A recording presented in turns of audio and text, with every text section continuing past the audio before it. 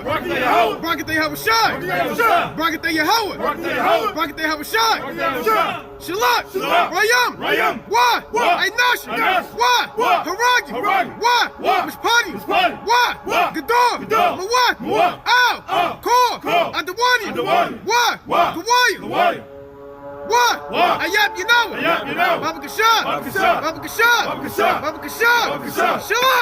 Ash. Ba. Shem. Bayat. Baba Kashab. Shabar. What? Abad. Ayab Yinawa. Baba Kashab. Shabar. Ha. Makai. Shor. Ha. Ayab Yat. Baba Kashab. Sar. Ma. Kayal. Ba. La. Masapai. The water.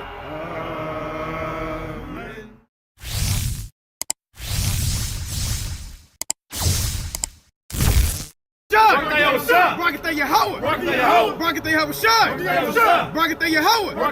Barakatah Yahushai. Shalak. Rayam.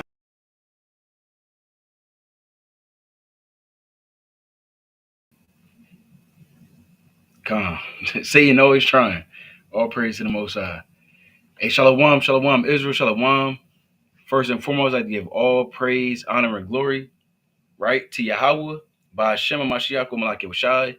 That is to say, Yahweh, being named the Heavenly Father, who the world will call God, and Yahweh Shai, being named His only begotten Son, who the world ignorantly calls Jesus Christ. This is Brother Kasadi from W. Jersey, Philly.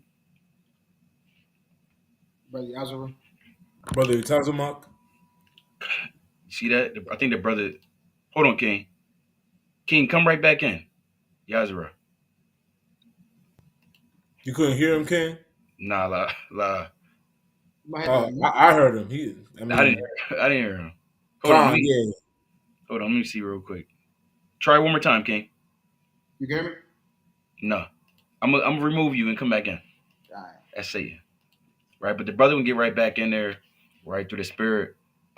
It's been like this the past few weeks actually. Correct me if I'm wrong, King. You ties him up. Yeah, kind of happened. Yeah. I'll say since last week, and even a little from the week before, Satan was trying to hinder the website that we're using. He's not allowing brothers to mute their mic. Brothers are showing up offline on their own end, and brothers don't know if other people hear them. Right. So, Satan's trying to hinder the live because we're in the end days and the word is going out and he wants to stop it. It's simple as that. Right. But yeah, Azra. Yeah, can you hear me now? Khan, we hear you now, King. All praise the Most High. Khan. So Satan definitely is trying to hinder that, but like the brother was going into, all praise Yahweh Shemel Shai, and you can't he can't hinder it, right? He can't hinder it. He can't stop it. I'll say it like that. Right. He can try his best to try to, overthrow the live stream, and that's okay. Right? He has to do his job, and we got to do ours. Right? I'm gonna share my screen. Right? Let me kick this off with the book of classic, as always, Isaiah. Right? Let's go to the book of Isaiah. Right? So we know why we out here. Actually, I'm gonna pull it up right here. Right? We know what time we living in, right? And we understand what we were called to do. Right? So this is the book of Isaiah, chapter 21, and I'm gonna start at verse number 6. I'll start at verse 5. It says, "Prepare the table, watch in the watchtower, eat, drink, arise ye princes, and anoint the shield." And through the spirit, that's what we're doing. Right? We're preparing the table for Yahweh Shem Shai.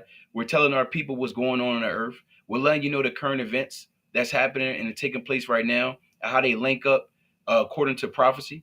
You understand? It says, verse 6, For thus had the Lord said unto me, Go, set a watchman, let him declare what he seeth. Right? And when you keep watch over something, when you keep watch, right, it's not for 3 minutes, it's not for 10 minutes, not for an hour, it's not for one day. Right? When you keep and watch over different things, these visions, they play out over time. The Most High may give a vision or let us know something, and it takes place 10 years, 20 years, 30 years, 1,000 years down the road, right? 1,000 years down the road. But nevertheless, it's going to happen, And how do we know that? Because the Lord said that. Let's go to the book of Habakkuk, chapter 2 and verse 1. It says, I will stand upon my watch and set me upon the tower and will watch to see what he will say unto me and what I shall answer when I am reproved. And the Lord answered me and said, write the vision and make it plain upon tables that he may run that readeth it. Right. So when you read these scriptures, whether you read in the book of Isaiah, right, you in Habakkuk, you in Jeremiah, Ezekiel, Daniel, these different prophets, they were set out to, or sent out, right, rather from Yahweh Shem Shai, to let Israel know that things is going to happen, whether in that time then or the times to come on the earth. And these things were etched out in stone to be plain upon tables, right? Not necessarily for those men at that time, but for us, that when we're reading these different accounts, it's plain to us and we can be able to go over it and break it down and give the sense to the nation. Verse 3, for the vision is yet for an appointed time, right? There's a time when these different things are going to take place.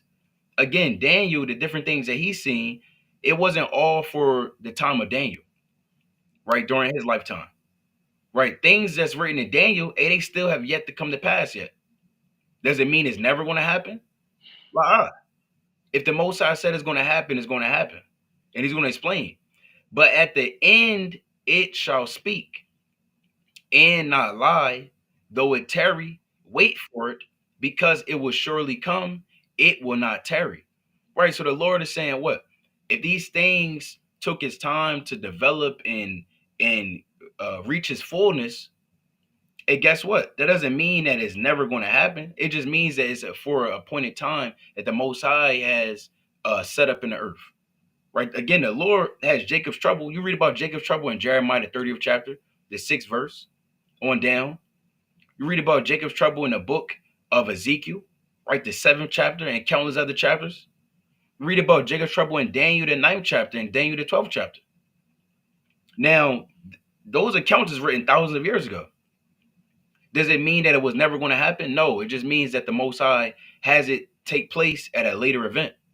And you're looking at the times of Jacob's trouble about to approach on the earth, right? You're looking at the time of the 5th seal about to approach on the earth.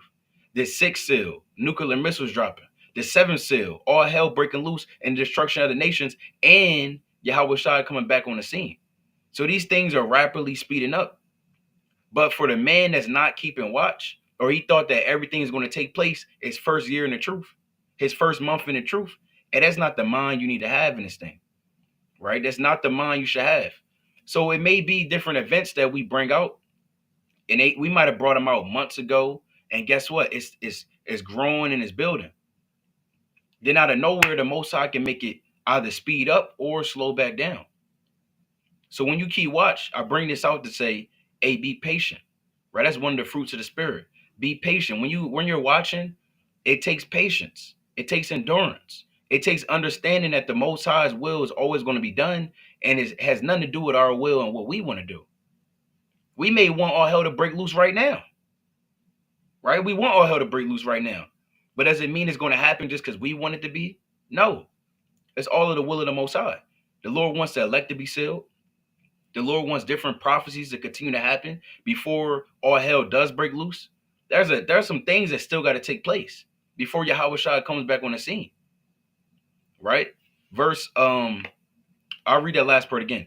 Though it tarry, wait for it, because it will surely come, it will not tarry. Right? But brothers got it. Con. And King, do you bring out Isaiah 21? King, I brought out Isaiah 21 and I started verse 5. Con, I'm going to let me back on it then. Con. This is the book of Isaiah, chapter 21. I'm going to jump to verse 8. So like the brother said, now's the time to keep watch, man. Don't be the brother, that stop keeping watch because you perceive things to be slowing down. Like the brother said, you thought that all hell was going to break loose, your first year in the truth. COVID-19, we're all out here after that. Don't be that brother, man. Don't be the brother that is just drifting off into the world and not keeping watch. and forsook the commandment of the Lord, who told us to keep watch. So let's bring this out in Isaiah chapter 21 and verse 8. It And King, I says, got it pulled up on the screen too. Salakia. Come. And he cried, a lion, my Lord, I stand continually upon the watchtower in the daytime. And the Lord, what he requires of his watchmen are to stand continuously in the watchtowers during the daytime, meaning every day throughout the day, man.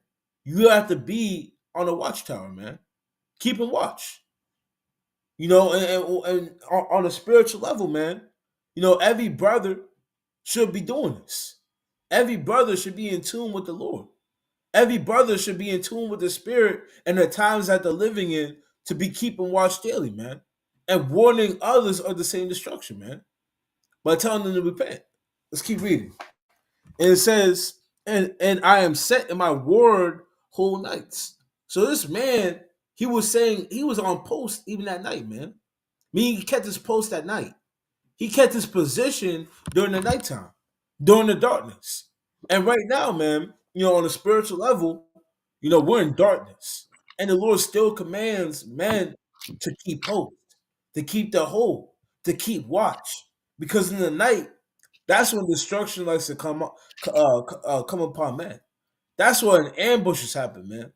That's when people, overthrow, them on a carnal level houses, rob cars, sneak up in people's backyards. They do it during the nighttime, chiefly.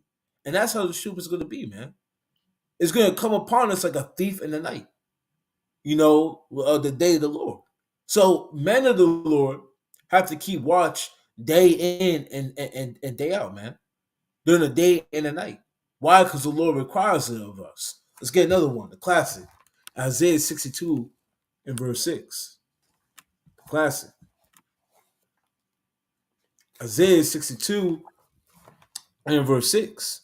It says, I have set watchmen upon thy walls, O Jerusalem, which shall never hold their peace day nor night.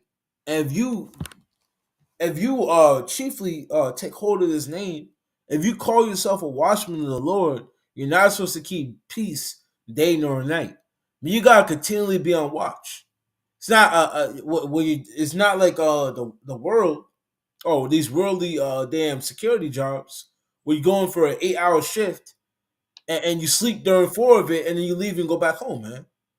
This is a continuous shift, a continuous watch.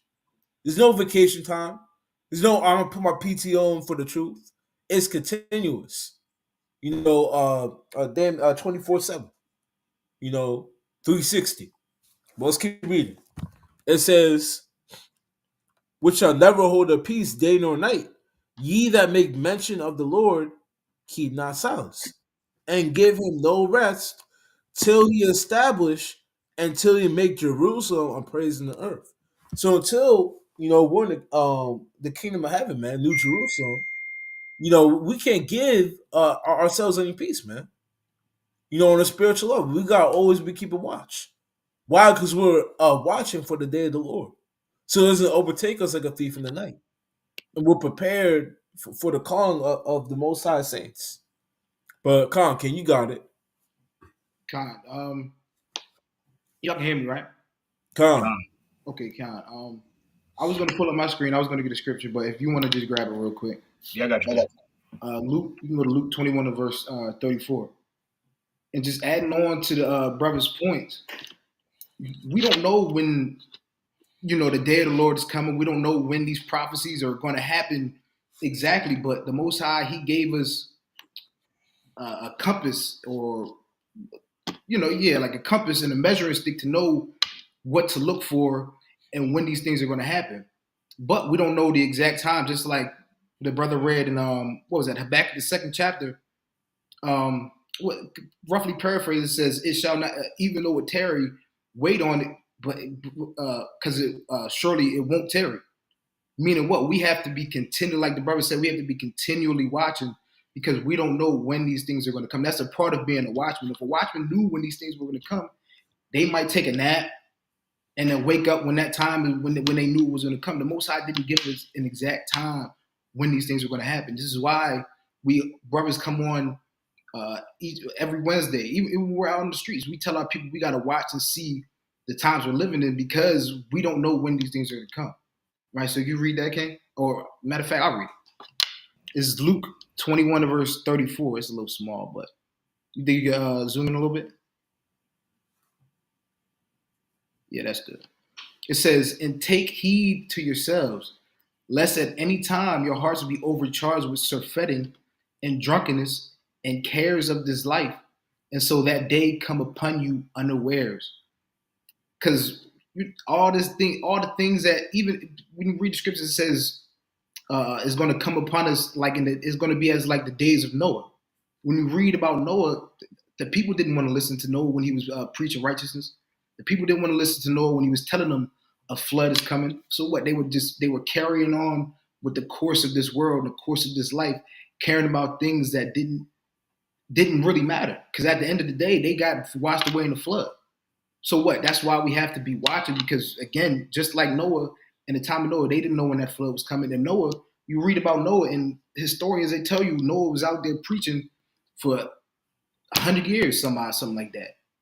So even though it feels like it's tarrying and it feels like it might not, some people say it might not come in our lifetime. But we don't know that. We believe it will. So this is why we have to continue to watch because it says if you don't watch, it's going to come upon you unawares. Read the verse 35. It says, "For as a snare shall it come on all them that dwell on the face of the whole earth." And a snare is what? A snare is a trap. Even when you read, what's that scripture in Ecclesiastes, where it says, you know what I'm talking about? Like the day of evil is going to be like a bird in a trap. So if you can pull that for me, it's slipping my mind right now. Con, I got you. It might be Ecclesiastes in the 9th chapter. Con, so like it. Okay. Oh damn, see that? I think it's Ecclesiastes 9 and 12, maybe. Yeah, it's 9 and 12. The fish and the evil net. Right. Yeah. Right. I got to pull it up. Okay, Con. This is Ecclesiastes chapter 9 and verse 12. It says, "For man also knoweth not his time, as the fishes that are taken in evil net, and as the birds that are caught in a snare." Meaning what? When a fish is caught by a fisherman, or a bird is caught by a fowler, they don't know. They're just flying. They're just swimming. They don't really know that net is coming or that snare is coming. This is the same way. What? Man is going to be caught in that evil day. Man is going to be caught in the day of the Lord. But what? The Most High, this is why he requires his people to watch. Because so we won't be caught in that day. So we're preparing ourselves, preparing our spirit for that day so we're not caught at unawares. Right? It says, "So are the sons of men snared in an evil time when it falleth suddenly upon them." So this is why brothers always talk about watching, because we don't want this to fall upon our people suddenly, like a bird in a trap or a fish in the net. So this is why we come on here and we try to tell our people what's happening, what to watch for, why it's pertinent to the Bible, and how it connects with the prophecies that our forefathers had, and that the Most High has given us the spirit to interpret today. What you got, King? Con, all praise to the Most High. And mighty points that brothers brought out, right? So we understand. I don't know, Lord willing, brothers, was able to check out the previous Watchmen Wednesdays. We did go into Second Esdras. I believe we got all the way up into the 4th chapter. So tonight we will continue on with the 4th chapter, but we're going to get a few current events that's taking place right now. We're not going to spend too much time on these current events, but we definitely will, Lord willing, be hopping into Second Esdras, the 4th chapter tonight, unless something major happens tonight, while we're on his live stream, right? So I'm going to, let me see if I can, I had to stop sharing this screen. Well, give me 1 second. Let me do this real quick. Right. Hold on. All right, let's stop sharing the screen. Let's come over here to this, and I'm going to pull this up. So first, um, if you haven't been keeping watch on this, right, it's been a lot of plane crashes that's been taking place. And through the spirit, I found this article. I want to pull this up and share it. Right, most I will, you can see the screen. So, so I pulled this up on this article. It says, have there been more plane crashes this year? Now this is updated as early as 10:13 Pacific time today on February 19th. Right, so I'm gonna zoom in a little bit on this article right here. Right, so it says a jet crashing in Toronto on Monday and a deadly mid-air collision near Arizona airport on Wednesday are the latest in a string of aviation-related incidents and collisions in the last couple of months. So you're looking at a whole bunch of plane crashes, planes falling out the sky. I seen this one video, this one helicopter. It just did a nosedive into a body of water. I don't know if it was an ocean or a river, but I just know it just damn nosedived into the water out of nowhere. You had something a few weeks ago that brothers went into um in New York. It's like not New York, but northeast Philly. You had in northeast Philly you had a airplane. I believe it was a small airplane. And I'm sure this is going to go into it on here as well. But it was a small little airplane, and it kind of crashed into a few buildings. And I mean, that sight was tremendous to look upon. Right, there's a bunch of fire all throughout. Hey King, what street was it in northeast Philly? Was it Cotman Ave? Yeah, I think so. Con. So these things is getting, it's continue to increase upon the earth. Almost damn near every week now, it's been some type of event with a plane falling and crashing and killing people. So I want to go into this article real quick. It says two small planes collided near Marana regional airport, an uncontrolled field without an air control or air traffic control or ATC tower just outside of Tucson, right? Meaning, I believe this is Arizona. It says Wednesday morning, killing two people. Authorities have released limited details, but confirmed there were two people in each plane, right? It says while no one died in the crash of the it's like in Minneapolis to Toronto flight, at least 21 of the 80 people on board were taken to the hospital for their injuries, according to Delta Airlines. It says officials still say that flying is safe.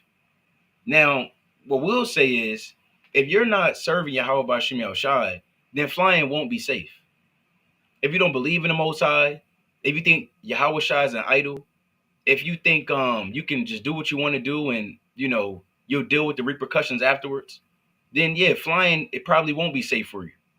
But if you believe in the Most High, then yes, flying should be safe because you trust in the Most High. I know people always make this point. There is more car crashes, right? You go through more car crashes and more of a chance to actually get into a car accident than you do in an airplane. And that may be true, but again, if you don't believe in the Most High, as you see on the screen, you might be in a Delta airline with a damn airplane ripped in two and flipped over. I mean, I'm sure the people that got on this plane, they didn't expect that they're going to get on this plane. It's going to be flipped over in the middle of the snow, in the middle of a storm, on the way to Toronto.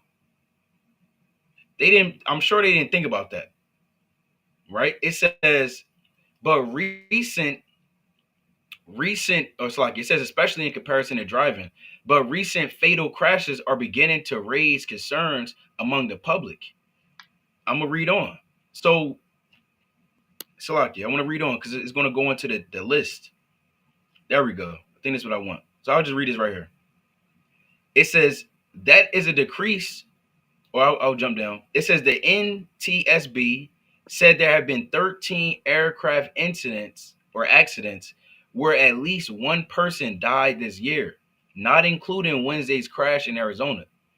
Only one of those has concluded a major commercial airline, a mid-air collision between an Army helicopter, right, in an American Airlines flight about to land to Washington's Ronald Reagan National Airport on January 29th killed all 67 people aboard the two aircraft.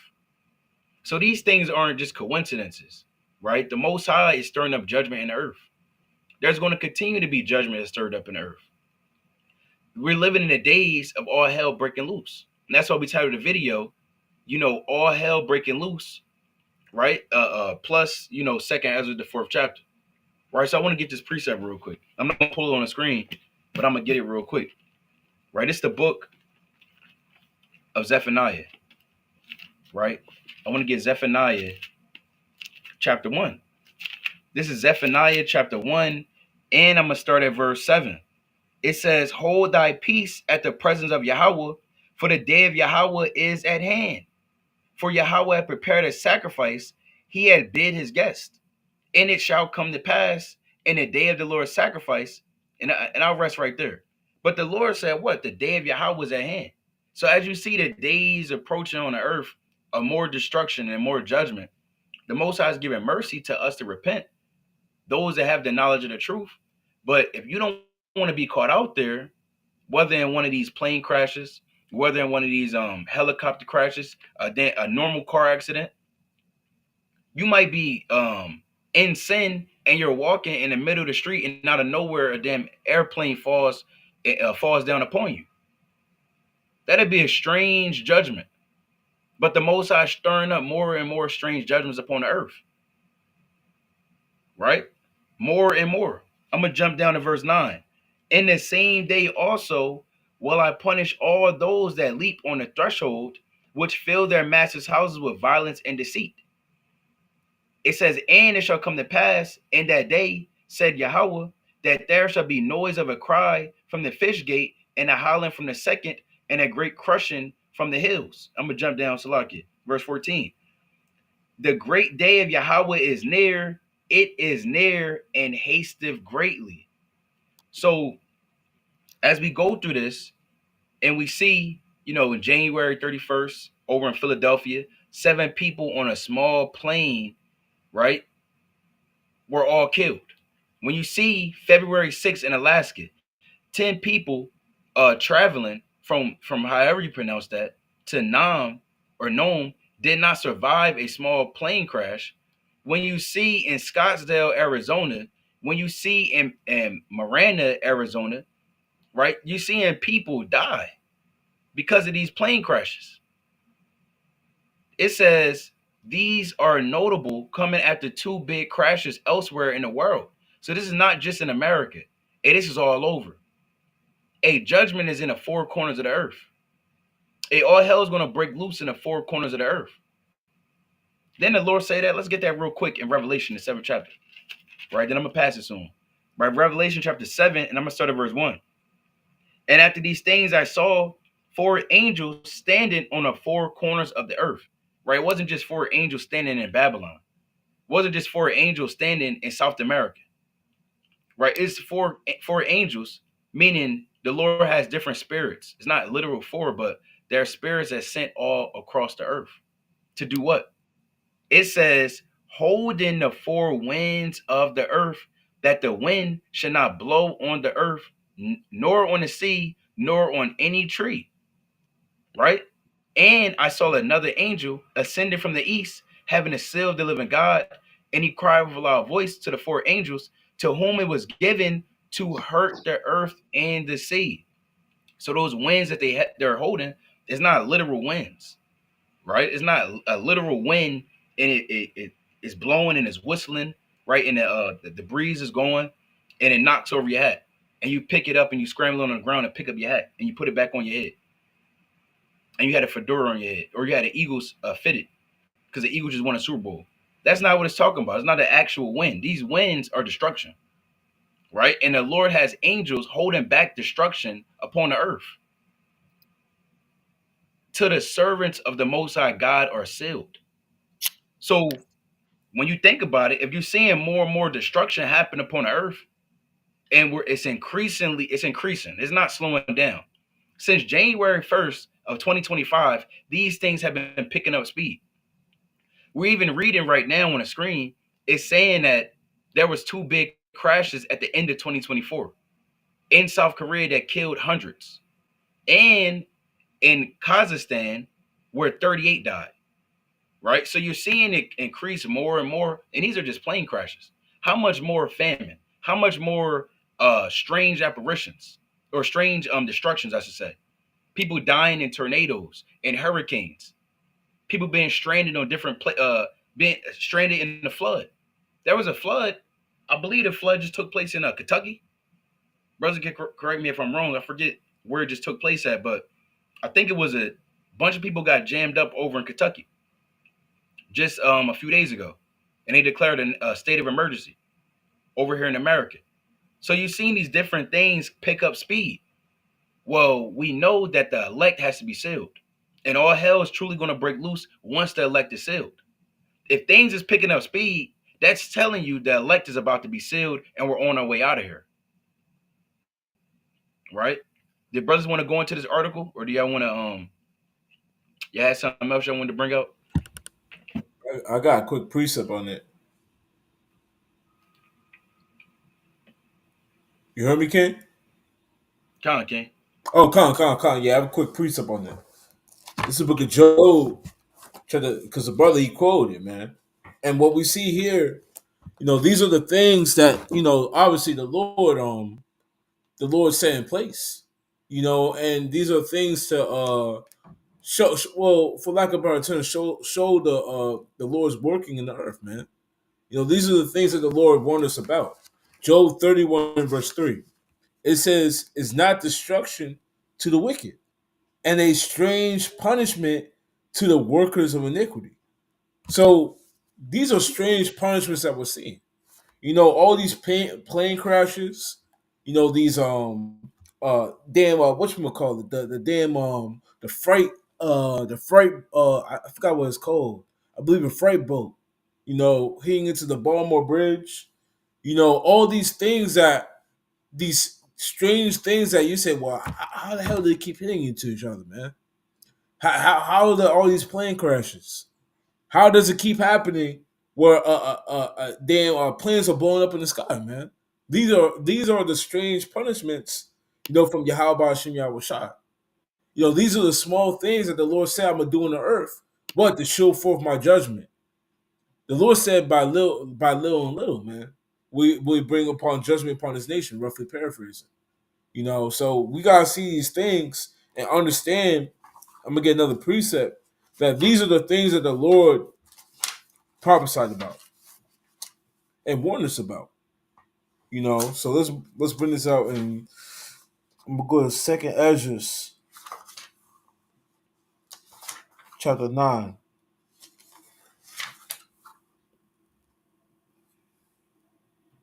This is the book of Second Esdras, chapter 9, and I'm gonna start at verse 2.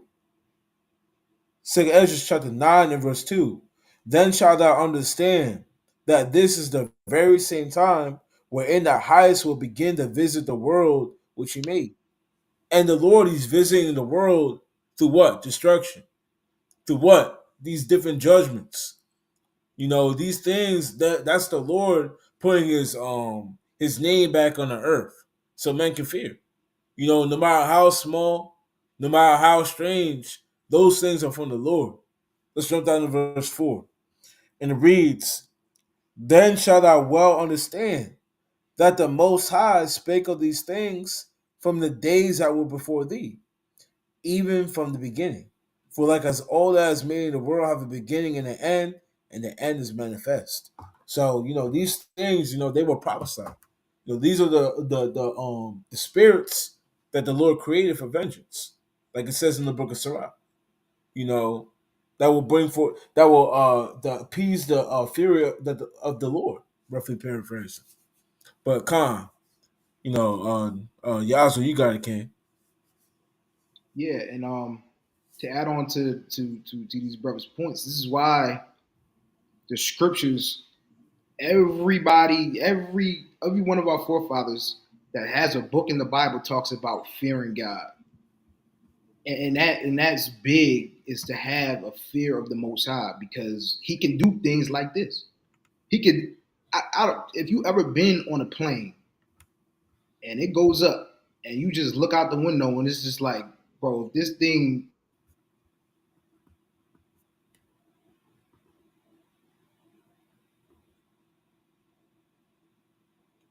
No, he froze up.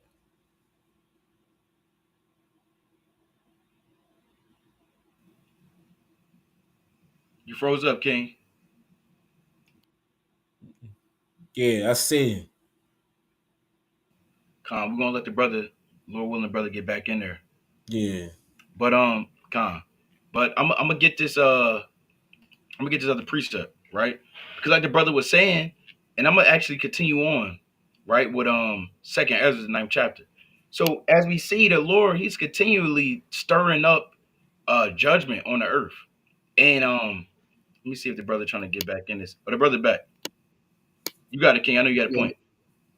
yeah. Did I? Y'all He hear froze anything I up. said? Now you Yeah, I know said that. the last thing you said was when you look outside the airplane. Yeah, I don't know if anybody. More than likely, most of y'all Yeah, he the froze window again. and it's just like I'm still frozen. No, you're good now. Okay, come on. You look out. All right, if you go in the airplane, you look out the window while it's flying. It's just like it's a humbling feeling to know that, bro, I don't have any control over this. And if something happens if something happens up here, that is over. And that's a like the brothers. That's a real strange punishment to happen to somebody. And then I was about to say, could I share my screen, King, real quick? Con. I think you gotta finish because that's what the Most High. That's what He's about, right? And if people think the Most High is all love and all, no, the Most High has a balance. So let me know if y'all can see it. Con, I'm about to. You good, King? Okay, Con. This is Job 18. I'll start at 13. It says, I'll start at 12. It says, his strength shall be hunger bitten, and destruction shall be ready at his side. It shall devour the strength of his skin. Even the firstborn of death shall devour his strength. His confidence shall be rooted out of his tabernacle, and it shall bring him to the king of terrors.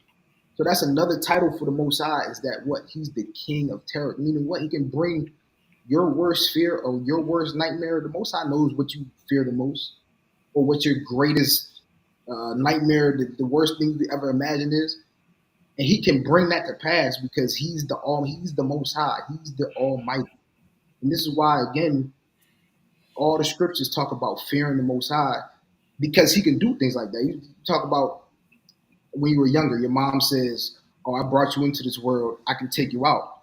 How much more the Most High, the one that actually created you, he can, at the snap of a finger, have you destroyed in any which way possible, any way you can imagine.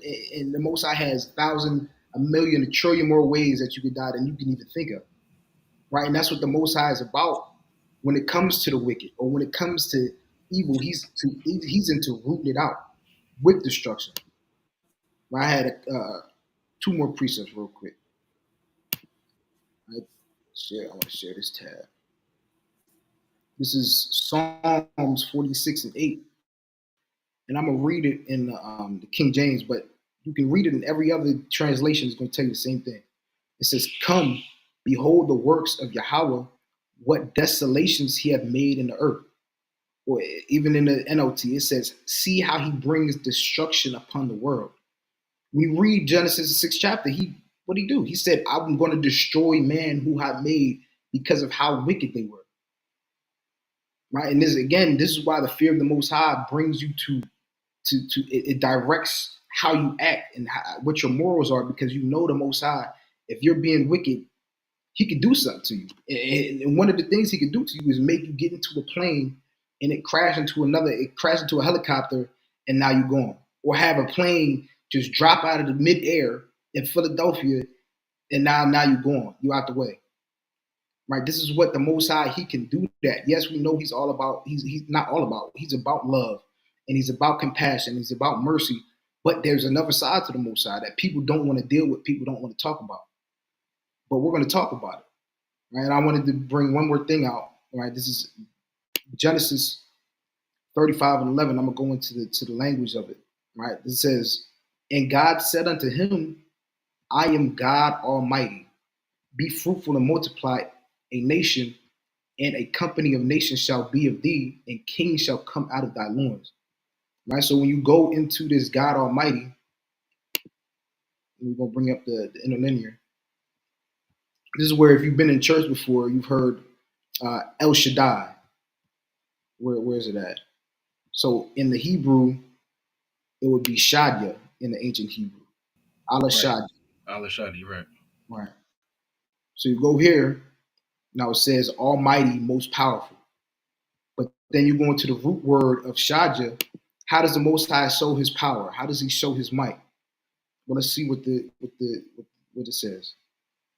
It says to deal violently with, despoil, devastate, ruin, destroy, spoil. See that? It says to violent. Go ahead, Ken. You have something? Yeah, well, it's not. You still on the blue Bible Hub. I Oh, don't know if you was showing another part. But there you go. okay. You good now. Good. All right. So let me go back.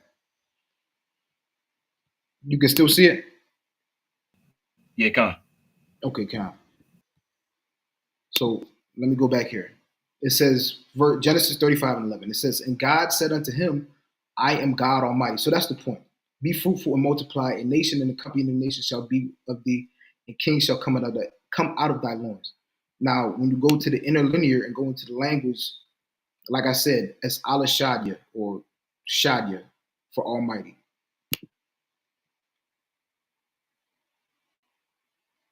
Now you go, it says Almighty, most powerful, which you know the Most High is the most powerful. But for the root word, how does he show his power? How does he show his might? It says, like I said before, it says to deal violently with, despoil, devastate, ruin, destroy, spoil, to violently destroy. Now you go here, it says by implication to ravage, dead, destroy. So this is who we're dealing with. This is this is our God. This is how he shows his power.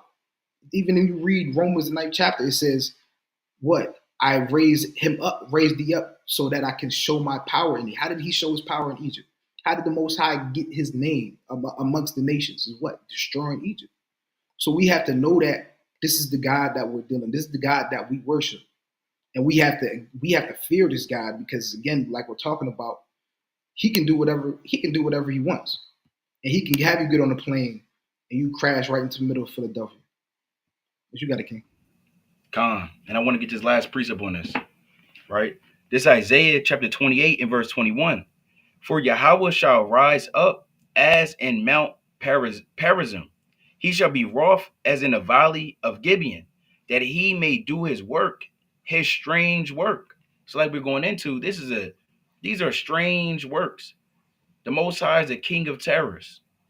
It's a terrible thing to be on the other side of the Most High, to not be serving Yahweh Shem Shah. You understand?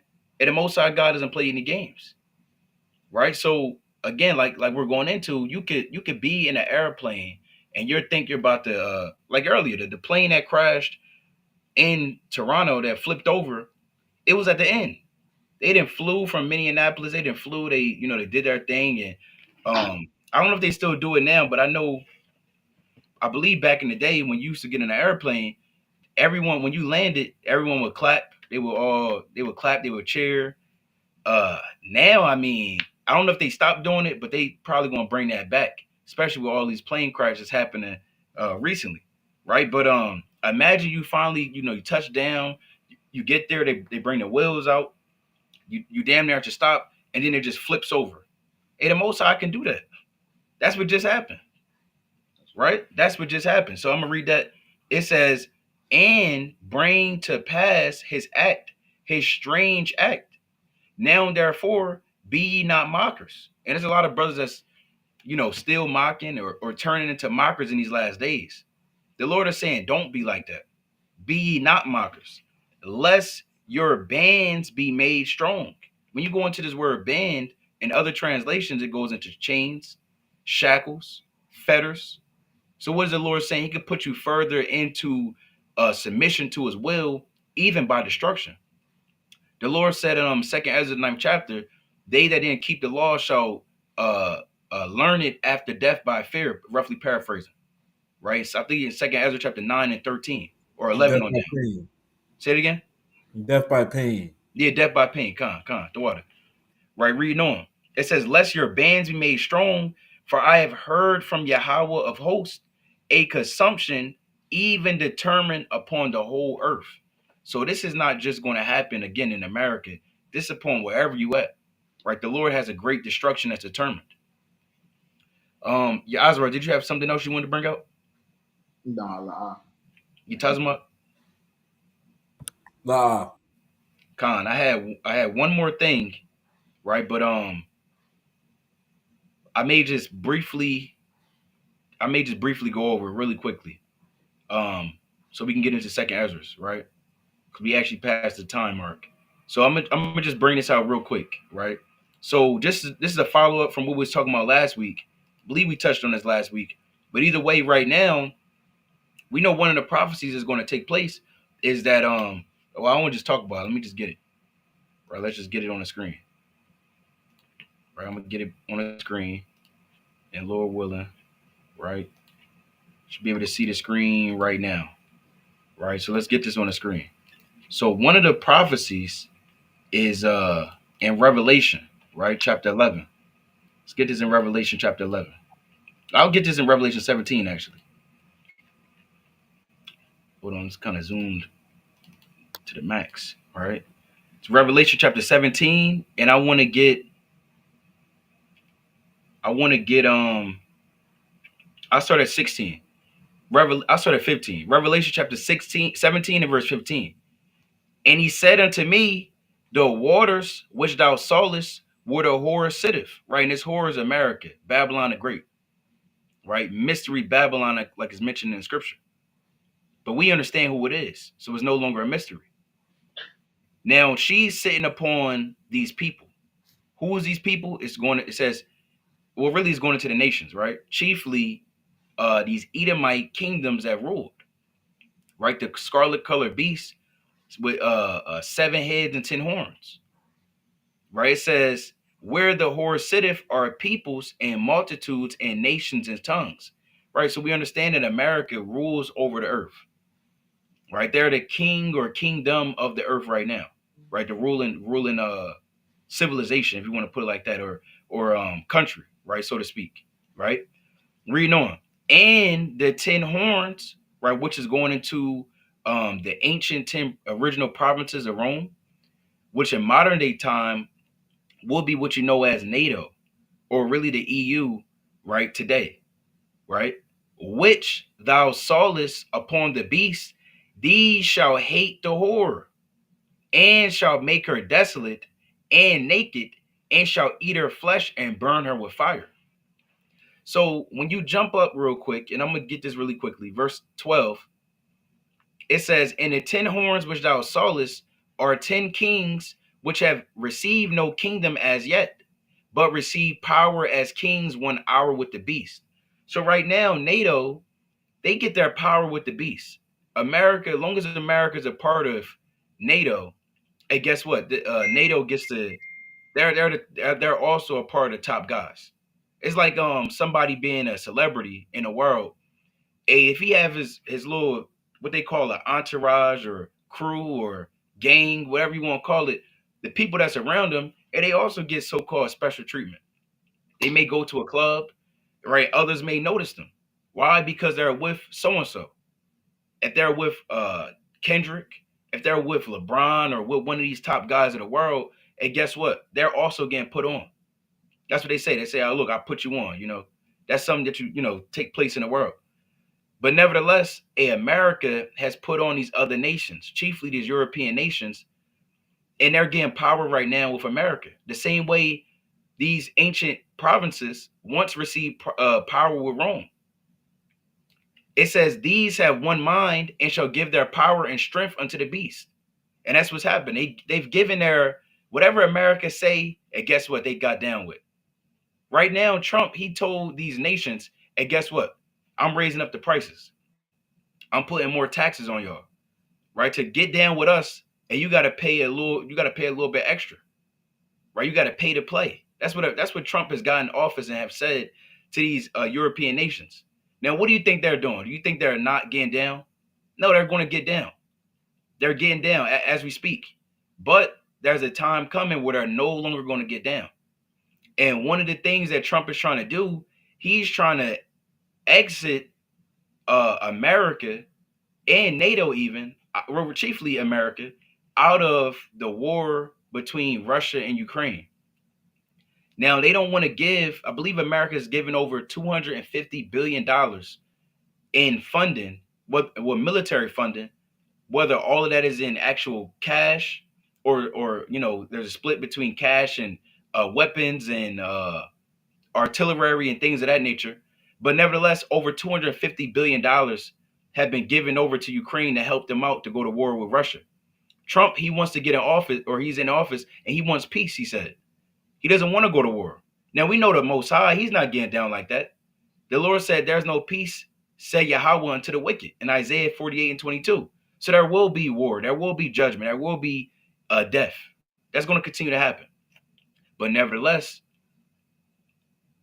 these NATO, right? UK, France, Germany, as we speak, Russia and America, they're in peace talks over stopping the war with Ukraine. And I wanted to share that on the screen. But we understand that the Lord is saying, hey, guess what? There's going to be an event that's going to take place where the NATO, the EU, the 10 horns, they're going to hate the whore, and they're going to burn her with fire, and they're going to make her naked. So they're going to be the chief, or one of the chief reasons why America's burned up. Right? NATO is going to separate themselves from America and leave America out there, leave her naked, shaken up, caught in the wind. And it's going to give way to the kings of the East and Russia to overthrow America, along, of course, with Yahweh Ba'Shem Yahushai. Right? So I wanted to share this really quickly. So just so we all caught up on what's taking place right now. Right?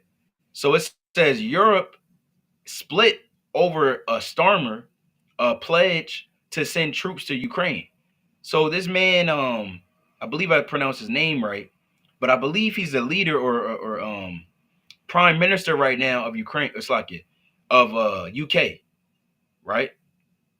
Brothers, y'all can correct me if I'm wrong. I believe this man, I believe he's over UK right now.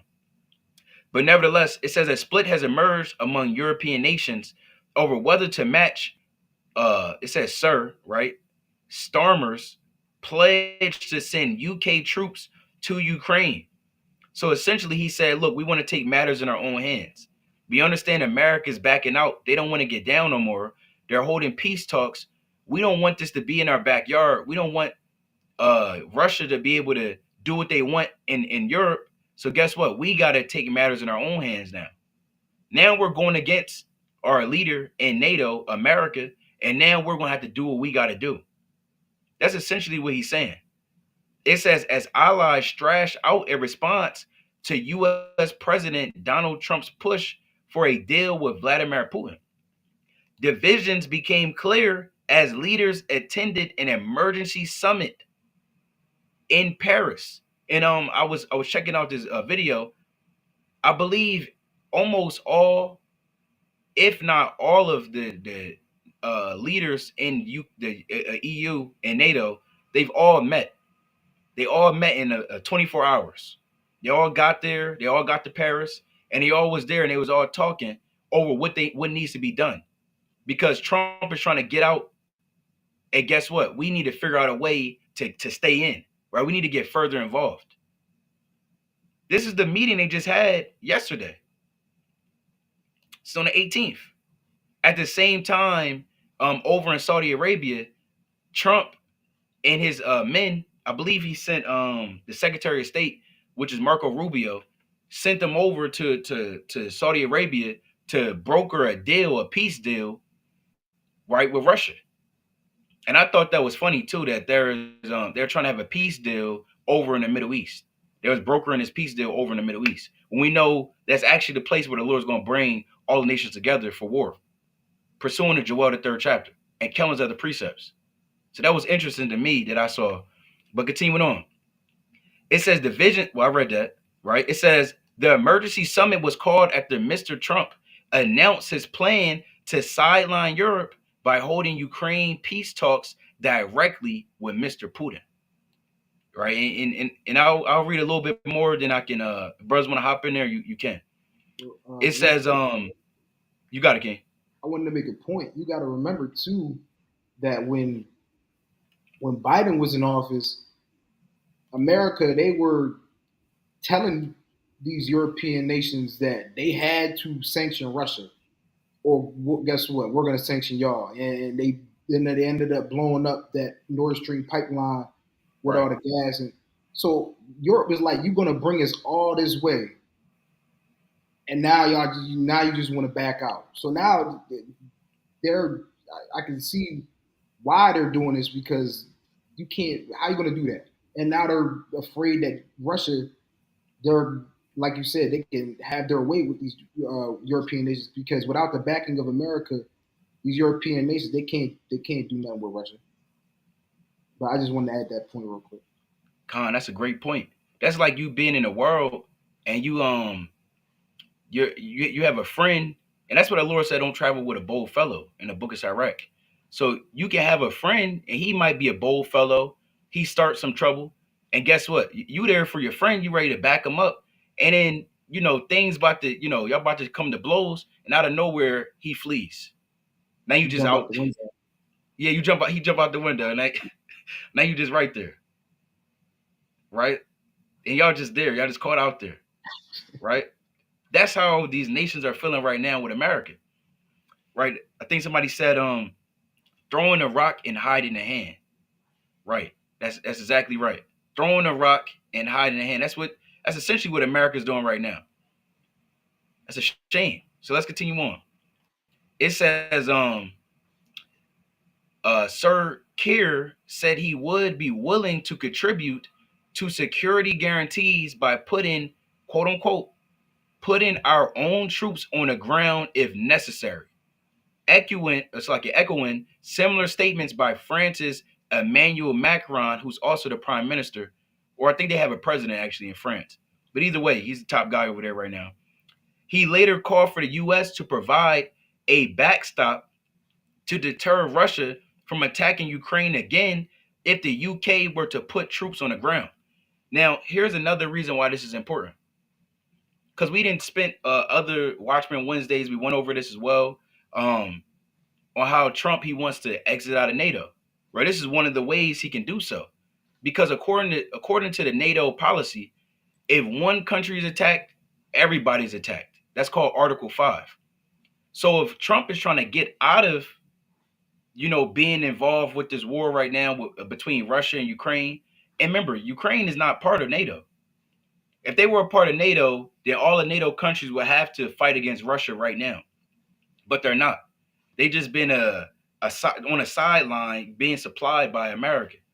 But if Ukraine, it's like if UK or France or any NATO member puts troops on the ground against Russia and helps out Ukraine, if they're attacked, then everyone else has to jump in. So by default, America would have to jump in according to Article 5 because they're a part of NATO.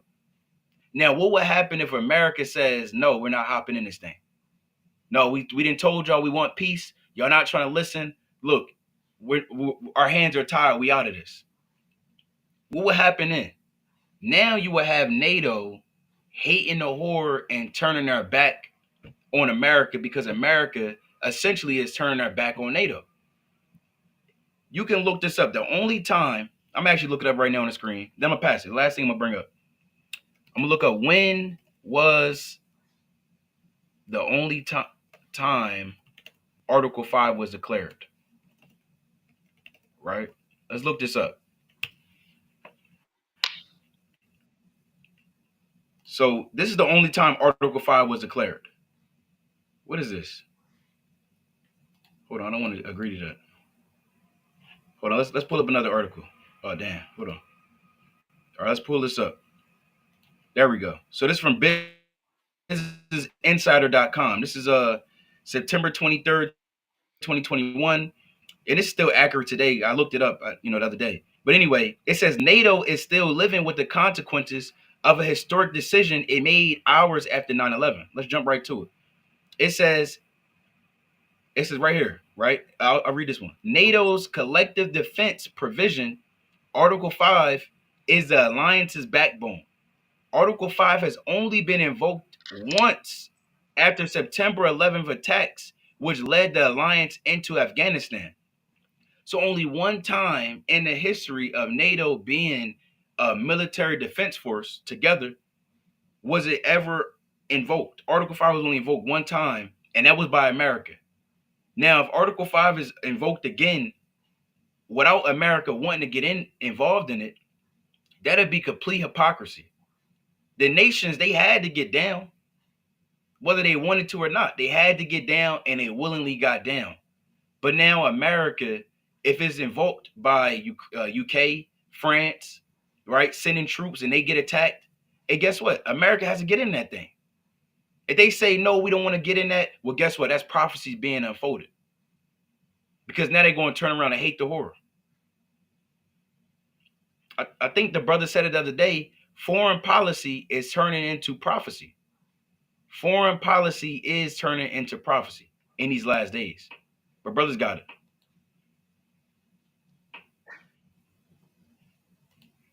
If not, we can get right into Second Esdras. Right? It shouldn't take too long. Your brothers had anything? Nah. Okay, come. All right, so I'm gonna pull up Second Esdras, the 4th chapter on the screen. I can read it if a brother want to break it down. We could definitely take turns as well breaking it down. Or if another brother want to read it, it's up to brothers. It should be. Hold on, make sure it's sharing on the screen. Right there we go. All right, so I can read it. I was about to say I can read. Okay, come on. Can you see the screen? Or want me to make it full screen? I mean, I got my sword right in front of me. Okay, come on. Unless you want me to share my screen, I can go through it. That'd be easy. Well, I can. I'll just scroll down, but you can read it from your sword though. All right. Come on. All right, let me know when you're ready. This is the book of Second Esdras, chapter 4, from the top. It says, "And the angel that was sent unto me, whose name was Uriel, gave me an answer, and said, Thy heart hath gone too far in this world, and thinkest thou to comprehend the way of the Most High?" And Salaki, real quick, King. Now, from because again, we didn't hop into Second Esdras in a minute, right? So let's pick up in the context of what's going on. Can you go to Second Esdras chapter 3 and go to verse 30, I believe? Or I believe it's 30, yeah. This is the book of Second Esdras, chapter 3, and verse 30. And it reads, "For I have seen how thou sufferest them sinning, and has not spared, and has spared wicked doers, and has destroyed thy people, and has preserved thy enemies, and has not signified it." Right. So real quick, Salaki, real quick. So what Ezra is making his complaint to the Most High about is that he's seeing that the other nations, right, the wicked, right, they're being spared, right, in his eyes. In his eyes, he feels like they're being spared, and you may have felt like that, right? We know when you read Psalm the 73rd chapter, David, he kind of hinted at that. I'm gonna get a quick precept, real quick, to get a context for Israel. This is Psalm chapter 73, and I'm gonna start at verse. I'll start at verse 3. I'll start at 2. It says, "But as for me, my feet were almost gone, my steps had well nigh slipped. For I was envious at the foolish when I saw the prosperity of the wicked." And not just prosperity as in them having wealth and things like that, but also for them to still be around, right?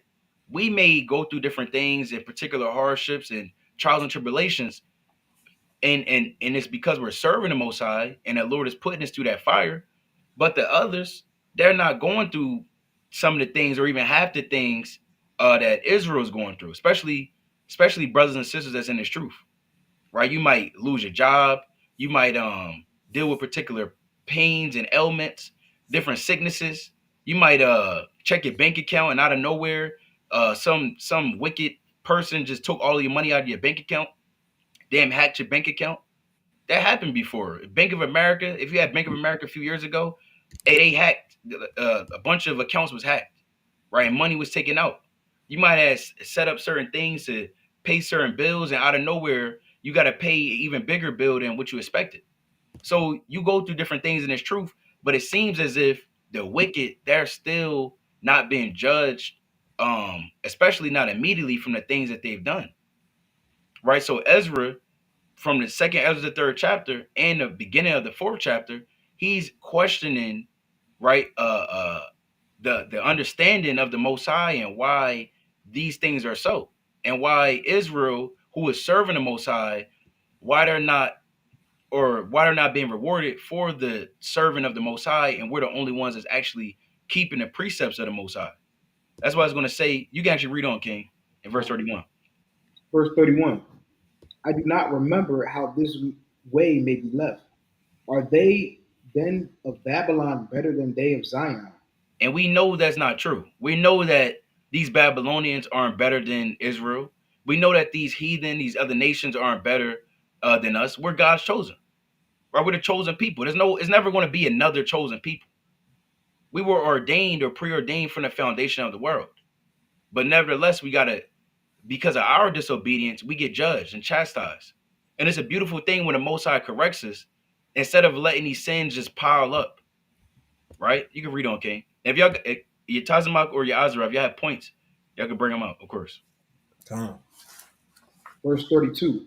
Or is there any other people that know thee besides Israel? Or what generation?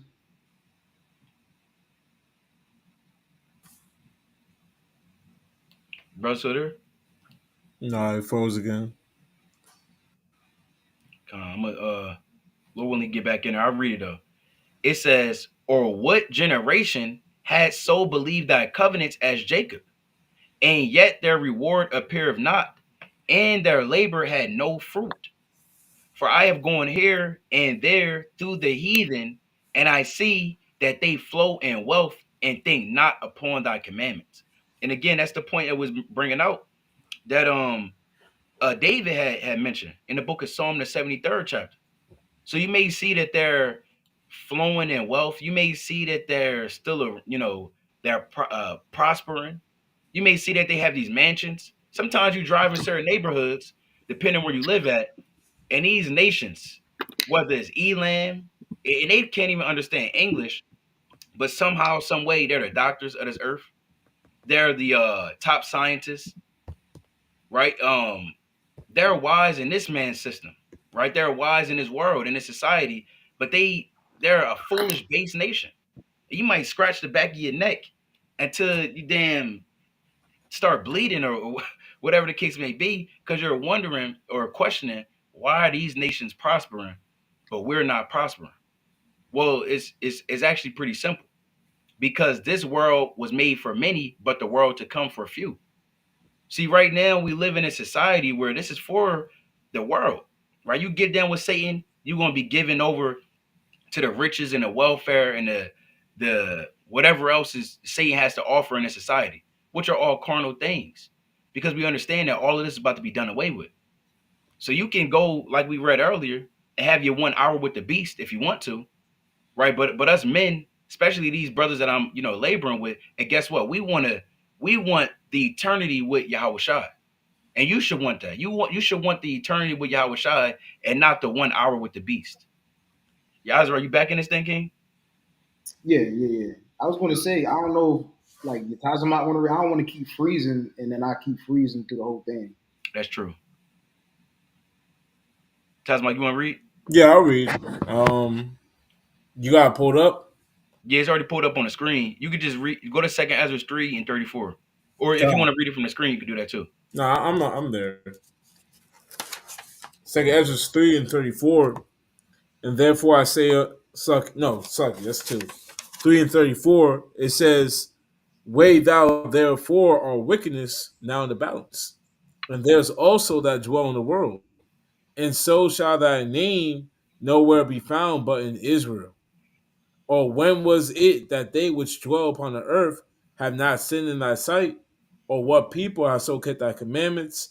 Thou shalt find that Israel by name hath kept thy precepts, but not the heathen. right? And we understand that the other nations, they can't, right? They don't keep the precepts of the Most High. They don't have the understanding of the Most High. Why? Because it wasn't given to them, right? It wasn't given to them. I'm gonna get this quick precept, then we can roll back on, right? Quick precept. And again, if y'all got points, Baba Kashai bring them out. But I'm gonna get this in Psalm chapter 78. So we understand that Genesis through Revelation wasn't given to the other nations. So they can't be able to understand and handle the word of the Lord when it was never given to them. Right? This is Psalm chapter 78 and verse 5. For he establisheth a testimony in Jacob and appointed a law in Israel, which he commanded our fathers, that they should make them known to their children, that the generation to come might know them, even the children which shall be born, who should arise and declare them to their children. Right? And it's, let's read on. Right? Here's the reason. That they might set their hope in God. So these things, these accounts that we read in the Bible, this was given to us so we could teach our children, right? And that as a nation, we can restore our hope in the Most High. It says, and not forget the works of Yahweh, but keep his precepts. So the Lord didn't give this to the other nations because he doesn't want them to keep his precepts. He doesn't want them to have hope. He doesn't want them to be able to receive the understanding of the Most High because, again, it was never given to them, right? We can go back to Second Esdras. You can go to 4, King. Second Esdras chapter 4 and verse 1. Come. Book of Second Ezra, chapter 4 and verse 1. And the angel that was sent unto me, whose name was Uriel, gave me an answer and said, Thy heart hath gone too far in this world, and thinkest thou to comprehend the way of the Most High? Then said I, Yea, my Lord. And he answered me and said, I am sent to thee to shew thee 3 ways, and to set forth 3 similitudes before thee. And real quick, King. So a lot of times, brothers, you may start to go too far in the world, right? When you start to go into other understandings and ideologies, right? You want to dig deep. Sometimes brothers want to, I'm going to get a quick precept, but sometimes brothers go into other books that you have no business getting down with. But just because it's some book and you think that has wisdom in it, and they open up this black book and start going into it. And they pull certain precepts from Second Esdras, I believe it's the 14th or the 15th chapter, which talks about other books that the Lord will hide. That's not what that's going into though. So sometimes your heart can go way too far in this world, and you try to comprehend the ways of the Most High and search out a certain understanding, which isn't an understanding of the Most High. Remember, the Most High said, "Our thoughts are not His thoughts, neither are His ways our ways." Right? Or vice versa. Our ways aren't the ways of the Most High, neither are ways the ways of the the thoughts of the Most High neither. Right? In Isaiah chapter 58 and verse 8 on down, 55 and 8 on down. But I want to get this quick precept in Sirach. Right? So we want to be cautious of this. Now, the things that you read in Sirach, so like in Second Ezra, the 3rd chapter, Second Ezra, the 4th chapter, the Lord put it on the spirit of Ezra to ask these questions for our understanding. And that's going to be revealed to us later when we read Second Ezra. But that doesn't mean that you should be doing the same thing. Now you questioning the Lord. Lord, well, I know Ezra questioned you, so now I can question you. And you wrote down 1,000 questions that you want to ask to the Lord. And you waiting for the angel Uriel to pull up on you. And he knock at your door, he open up the door and say, okay, what's your questions? And then he sits you down, and now you pull out the list of all the questions you have, and you start going over one by one by one. That's not what's going to happen for you. The Lord might have that angel come to your house, and that's the last day you on this earth. So don't think that I'm gonna read this precept. This is Sirach chapter, Ecclesiasticus chapter 3 and 21. Seek not out the things that are too hard for thee, neither search the things that are above thy strength. For what is commanded, it's like your butt, what is commanded thee, think thereupon with reverence. When you reverence something, you worship something. So you want to think about the commandments that the Most High has given us, and you want to do them with reverence to Yahweh by Hashem Yahushai, right? For it is not needful for thee to see with thine eyes the things that are in secret. Right? It's plain. There's things that's given to us. Hey, just leave it at that. If the Lord reveals something to you, He reveals something to you. But don't try to go. And we're not saying don't search out the scriptures, because you should do that. Right? The Lord said that in John chapter, I believe it's 5:39. Search the scriptures wherein you think that you should have life. St. John 5:39, if I'm not mistaken. But that's not saying go into, you're trying to search out the deep ocean, and you want to see what beast is down there, and you trying to go into other things, and you fasting and you praying so you can search out the ocean or search out the heavens, and you want to know all the names of the stars that's in heavens. Nah, brother, you just going off. Reading on verse 23. Be not curious in unnecessary matters, for more things are showed unto thee than men understand. For many are deceived by their own vain opinion, and an evil suspicion had overthrown their judgment. Right, we can rest right there. You can go back to second Esdras game, unless the brother had a point. Con. Con. It says, verse 4, whereof if thou canst declare me one, I will shew thee also the way that thou desirest to see. And I shall shew thee from whence the wicked heart cometh. And I said, tell on, my Lord. Then said he unto me, go thy way, weigh me the weight of the fire, or measure me the blast of the wind, or call me again the day that is past. Then answered I and said, what man is able to do that thou shouldst ask such things of me? And real quick, we know what no man, the Lord knew there's no man on the earth that can weigh the weight of fire.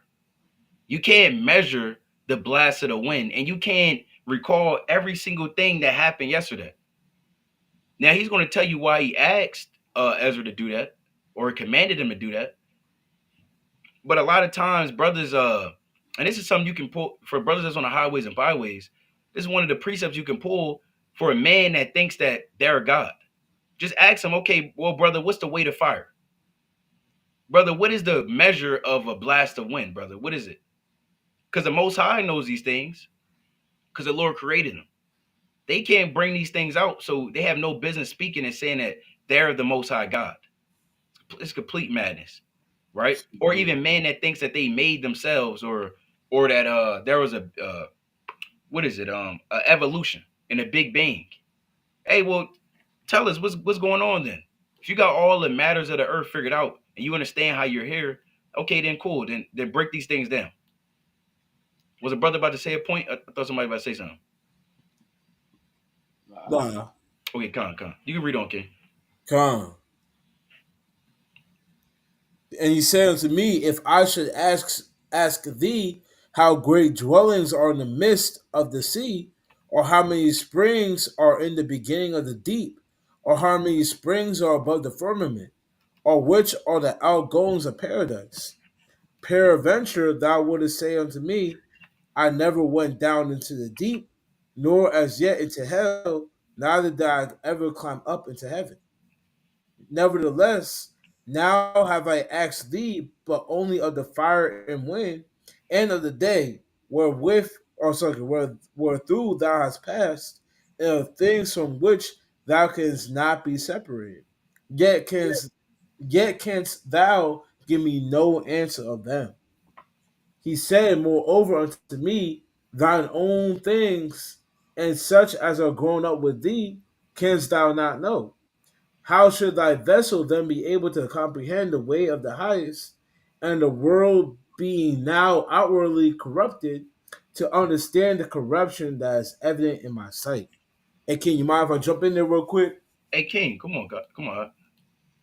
Sluggy. Go ahead. Oh, he said go? Yeah, I'm saying That's what I was saying the whole time. Brothers can hop in there. Oh, okay, con. Yeah, so in this case right now, man, you know, what's going on right here is well, for lack of better terms, what we'll call a humbling experience for Ezra. You know, like the brother was saying before, a lot of men they're puffed up in their mind. You know, they think that they have knowledge. They think that they're God. They think that they know best for them. I know best for me. I know what's going on. Hey, when it's put to the test, man don't really know what's going on. And this is a man of the Lord, man. A man with knowledge, a priest. This is Ezra, man. Right. You know, this isn't some regular man that you see smoking a black and mild on the street of Philly or the street of Detroit, man. This is a man of God, and he can't answer what will be seen as basic questions of the Most High, man. So it's a humbling experience that Ezra was going through. Why? Because he was questioning about the Lord's plan, man. He's questioning, trying to comprehend the Most High. So when you hear right here, I'm gonna read it one more time.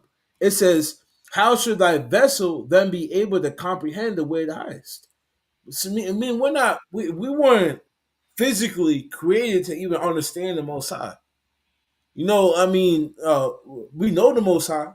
You know, brothers up here, we know the Most High through His Word, but to understand the Most High and to be on the same level and the same thought plane of the Most High, that's a completely different thing, man.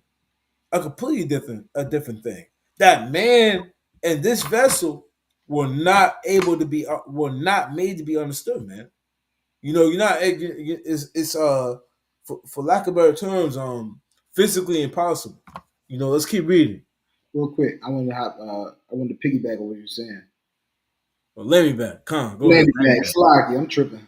Con. I want to land back on what the brother was saying because that's exactly the thought that I was having. Is that that's real humbling because that just shows you that we as men, even though even as if we feel that we have all the knowledge in the world, that we really don't know nothing, like anything. Because he said, the angel Uriel said, these are all things that you deal with every day: the fire, the water. What else was there? The The wind. wind. The wind. But you can't even begin to grasp and understand how these things are even it came to be. Right. So that's real humbling. Like the brother said, it's just like when you feel like you have knowledge or have understanding, you don't even know, you can't even grasp things that are around you. Right. And I want to get a precept real quick. This is Sirach 42 and verse, I'll start at 16. And you go into Sirach, the 42nd chapter, it's talking about is this what I'm talking? Is the 42nd chapter? I'm gonna just read it. But it says, verse 16, the sun that giveth light looketh upon all things, and the work thereof is full of the glory of the Lord. This is the point, verse 17. The Lord hath not given power to the saints to declare all his marvelous works, which the Almighty firmly settled, and that whatsoever is might be established for his glory. You know what? The Most High didn't give us the understanding to declare all the things that He's made. Right? Even when you look at I know brothers have brought it up before, and I had brought up an article. I'm not going to bring it out just for time's sake, but in China they found a sinkhole with a forest on the bottom of it, with a whole completely different ecosystem, and they got new creatures down there that they can't even they've never even seen before.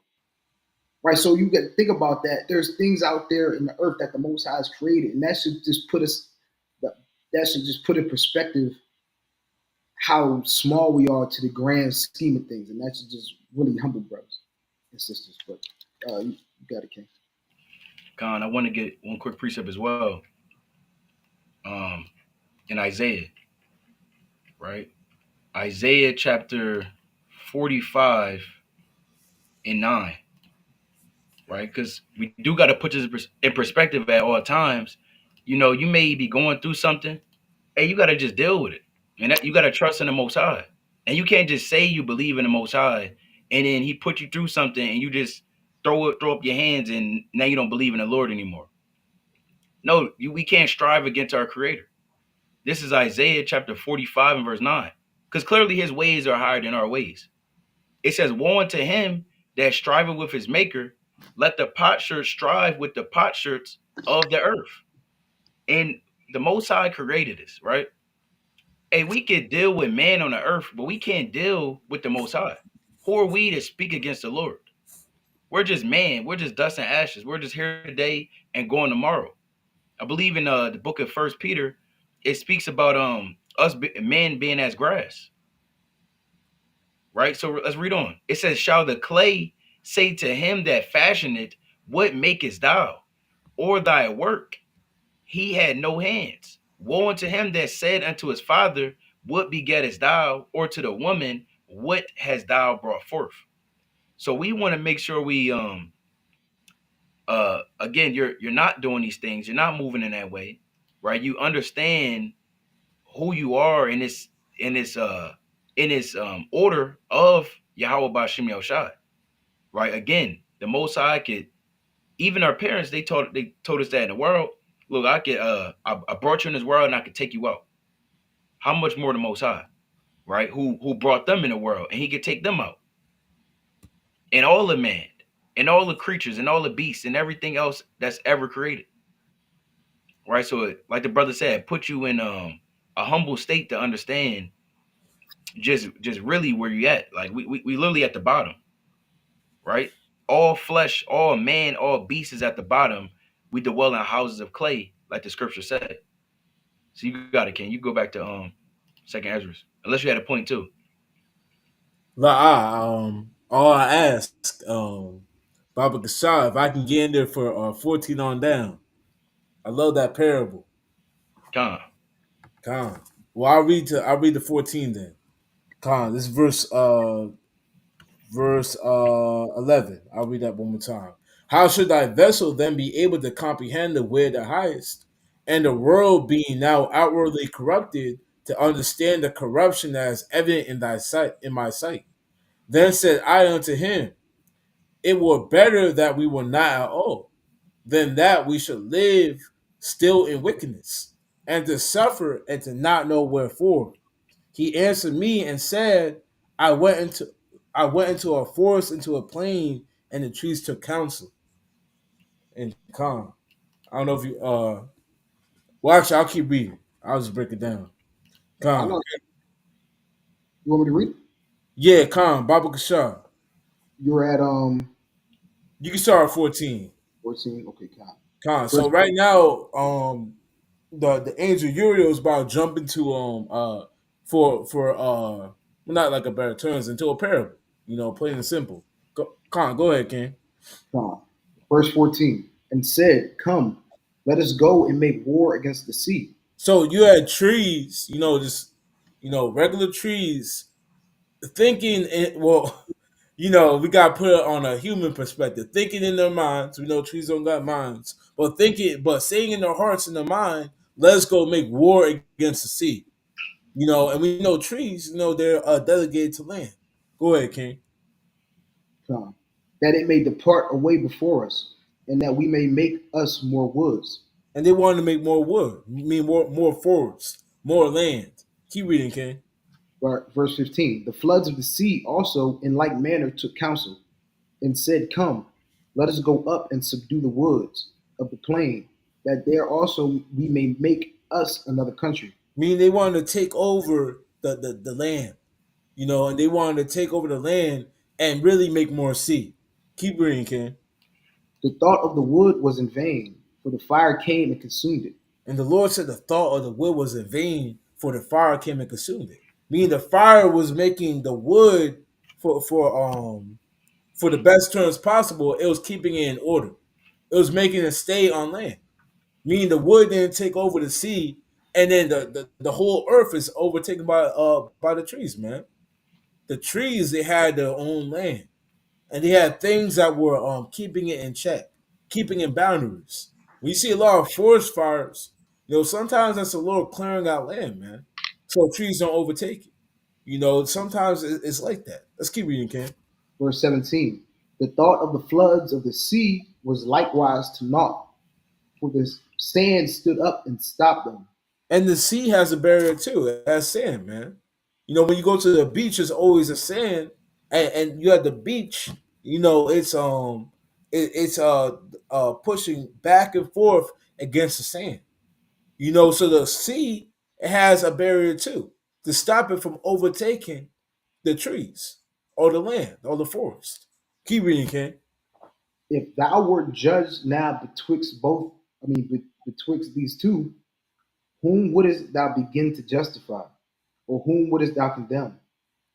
I answered and said, Verily, it is a foolish thought that they both have devised. For the ground is given unto the wood, and the sea also had his place to bear his floods. So Ezra understood on a simple level, like all men can understand, that the forest and the sea, they have the boundaries. They have where they're supposed to be dwelling at, where they're supposed to be taking place at. It would be a foolish thought for the forest or the trees to try to overstep that boundary, or the sea to overstep that boundary. Why? Because they were placing that boundary from the Lord. Keep reading, King. Verse 20. Then answered he me and said, Thou hast given a right judgment, but why judgest thou not thyself also? He got him right there, man. He kind of trapped him. And like we said, this is a very humbling account from Ezra. A man of the Lord, with a lot of knowledge. It's very humbling to be in that position because how else can you answer, man? He says, "Why not? Why don't you judge yourself the same way, man?" It's gonna tell you more what he meant by that. Go ahead, Ken. Verse 21. For like as the ground is given unto the wood, and the sea to his floods, even so they that dwell upon the earth may understand nothing but that which is upon the earth. So only those that dwell upon the earth, it's talking about man, they can only understand what goes on in the earth. Our boundary is the earth. We weren't given the understanding of what's going on in the third heavens. We're not given the understanding of what's rumbling, or not rumbling, but what's running through the mind of the Most High and His plan. We don't have the understanding. The only thing we have understanding on are the things of the earth and the things that the Lord told us, through His Bible. That's what we have understanding on. The brother Yazoo, he's not he doesn't have the backdoor pass, the VIP pass to what's going on in the third heavens. And he's just looking on what's going on. He's in the room with the elders. He's in the room with he sees what Michael the Archangel's playing. He sees the day and time that the Lord got planned. We don't understand those things. Why? Because our boundary, is on earth. But keep reading, Ken. Come on. And he that dwelleth above the heavens may only understand the things that are above the height of the heavens. And on a level, it's not saying that the Lord, He doesn't understand things on the earth. The Lord, He created the earth, but the Lord doesn't deal with the things of the earth. The Lord, He's on a higher level than us. He's not worried about the damn the football game. And what's your favorite pizza, or these carnal low things that humans deal with. He's on a different level, than us. Like the brother quoted, the Lord says that His ways are higher than our ways, and and His thoughts are not our thoughts. But keep reading, Ken. Salaki, real quick. Let me get a quick precept, real Come quick. on, go ahead, Ken. Con, real quick. This is Saint John, because I wish I had said this. This is Saint John chapter 3, and I'm gonna start at verse 30. Right? Actually, this is if I'm not mistaken, this is John the Baptist speaking of Yahushua. Right? But this is John chapter 3 and verse 30. 31. It says, He that cometh from above is above all. He that is of the earth is earthly, and speaketh of the earth. Right? We understand the things that's of this realm that we're in. Not to say we shouldn't think about, the kingdom, serving Yahweh Shem Yashai. As the Lord said in Colossians, the 3rd chapter, in the first verse on down, for us to set our affection upon the things that are above. Meaning what? Set your affection and your mind upon the Lord, right? That's above us. But nevertheless, us being born here on this earth, It says, "He that is of the earth is earthly, and speaketh of the earth. He that cometh from heaven is above all." So Yahweh Shai, he's above all. The Most High, of course, he's above all. So we gotta have that understanding that look, and we need to look to our Maker, our Redeemer, our Savior, because clearly our ways is just the things of this world, and not the thoughts that we by nature would have is of this world. And for us to be spiritually minded, we need to think about Yahweh Bashim Shai and these precepts, because that's the only thing that's given to us to be able to grasp or have any understanding of the Most High. That comforter is sent to us so that we can have the understanding, right? In it by measure though, meaning in part. But you got it, King. Con. Well, we can actually finish it out, and I'll start reading again, Yazoo, after I'll say 20 or 25. Verse 22. Then answered I and said, I beseech thee, O Lord, let me have understanding. For it was not my mind to be curious of the high things, but of such as pass by us daily. Namely, wherefore Israel is given up as a reproach to the heathen, and for what cause the people whom thou hast loved is given over unto ungodly nations, and why the law of our forefathers is brought to naught, and the written covenants come to none effect. So again, Ezra, he's questioning the Most High. Not on the wicked level, but on a level as, hey, why are we going through it? Why are the righteous of Israel, going through so much? But the evil, the wicked, they're not being judged. How long is it going to take? Why can't the righteous live on righteously? With your law and your love. So Ezra, he's asking that right now. He kind of doubled down on the question and say, "Look, the righteous are calling upon your name. Look at us, Lord. We need deliverance. We need for saving. We need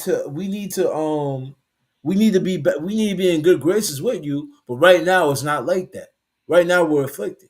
Right now, we're going through it, and we're given unto ungodly nations." Keep reading, King. Verse 24.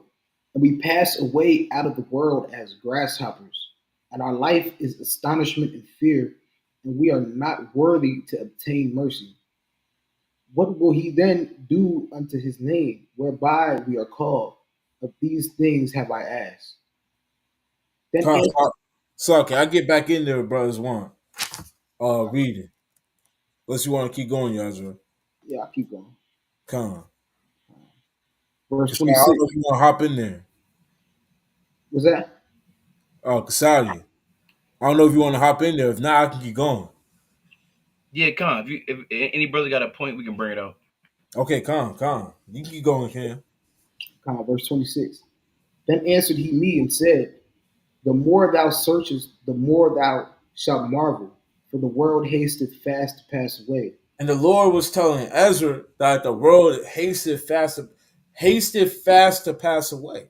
Meaning that what he's asking for is coming to pass. But Ezra, he doesn't really understand it. Why? Because in the moment he's realizing, or not realizing, in the moment he's living in a time where the judgment isn't set forth, where the judgment of the wicked isn't set forth, and the righteous are still being afflicted.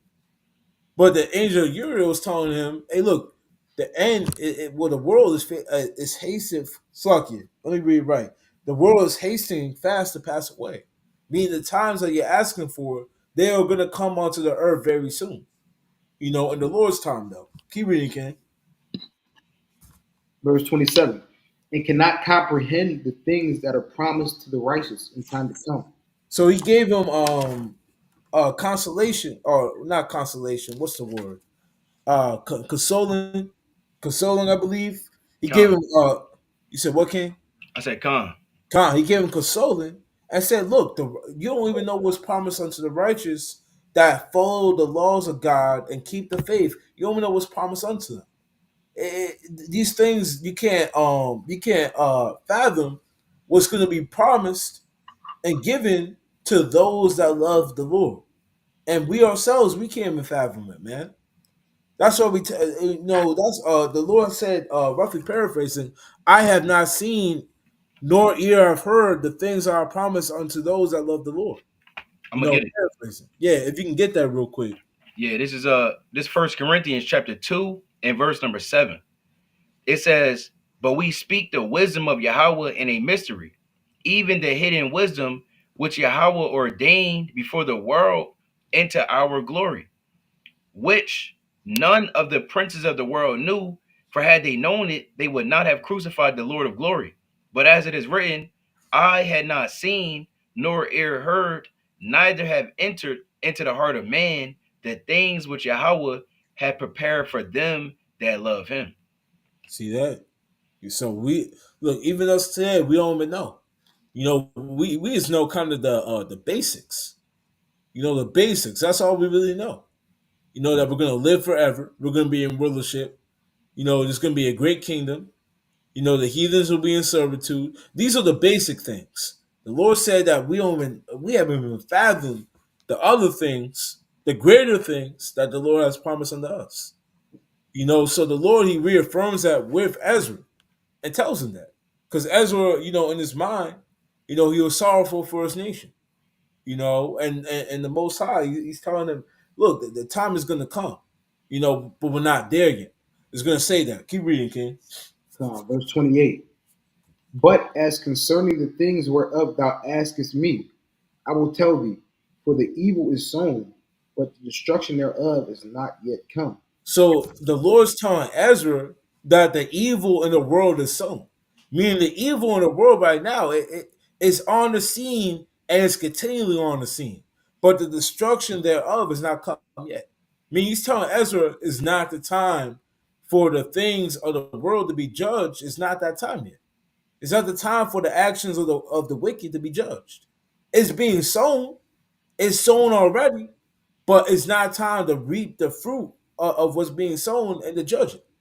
So the Lord is telling Ezra in this moment right now, it's not time. You're hasting. The world's hasting right now, but it's not time. Let's keep reading, Ken. Verse 29. If therefore that which is sown be not turned upside down, and if the place where the evil is sown pass not away, then cannot it come that is sown with good. For the grain of evil seed hath been sown in the heart of Adam from the beginning, and how much ungodliness hath it brought up unto this time. So again, evil has been sown since the time of Adam. It's been sown, since Adam, transgressed against Yahweh Bashim Yahushua or Yahweh. So the evil beings, did the brother say something? La. Oh, Salakia. So the evil being sown is from the time of Adam, up until the time of Ezra. And it's even to the time of now, man. Evil is still being sown on the earth. But the time for that evil to be judged is not yet come. But it said that we're going to read it one more time. I'll read it. For the grain of evil seed have been sown in the heart of Adam from the beginning. And I was talking about sin coming into man on the earth. And let's keep reading. And how much shall it yet bring forth until the time of threshing come? And that's why when you see this world right now, it just keeps getting wicked and more wicked. It gets worse in each damn generation, man. Why? Because the Lord said that He's sowing an evil seed in Adam's heart, and it's going to continue to bring forth more wicked fruit until the time of threshing comes. Until the time where the Lord has to judge the face of the earth. So the Lord and He's telling Ezra, man, hey, look, it's only going to get more wicked, and it's not time for that wickedness to be judged.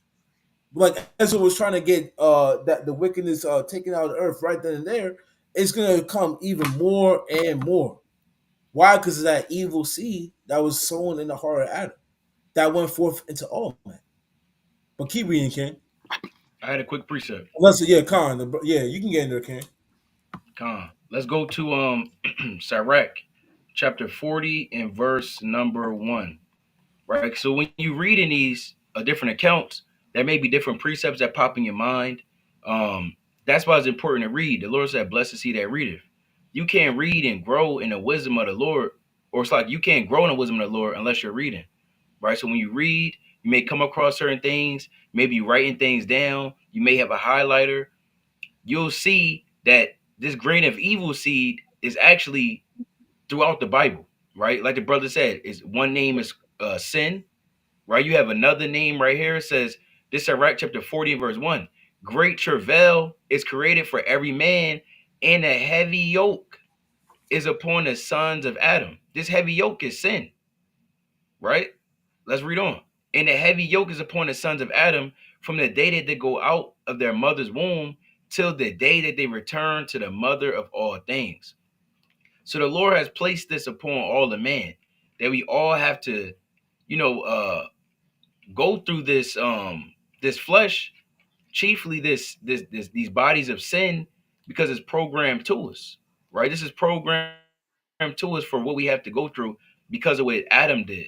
And ultimately, really, this is just the condition of the battle that man that is born upon the earth must fight. So the Lord put all of us into these bodies to have to deal with this. I want to get this last precept on this real quick. This is Romans chapter 7 and verse 23.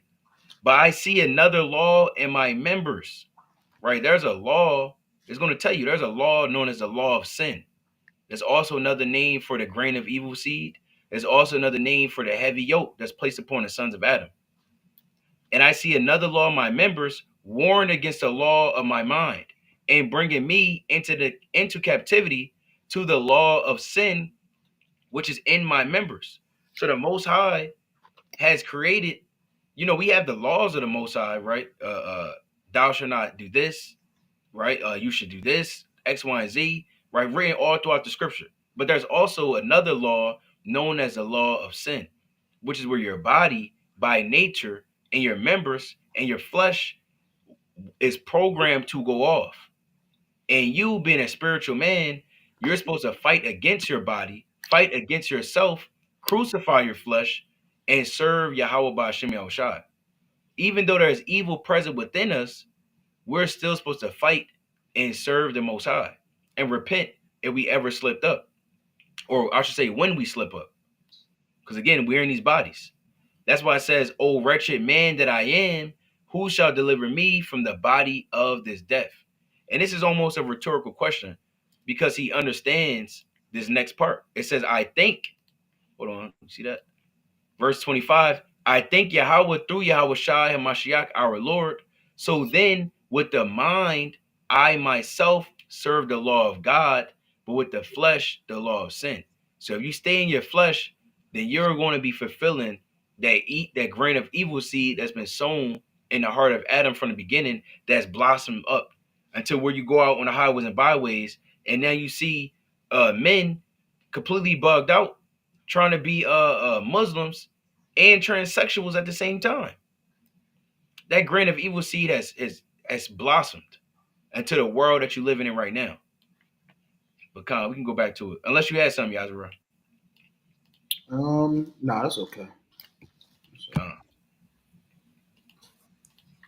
Yeah, that Muslim and transgender. What in the chat? Yeah, that's That was a crazy day. yeah, that's a wicked fruit of this evil seed. Right. Yeah. Very wicked fruit. Where are we at? 29? No, 30. Verse 30.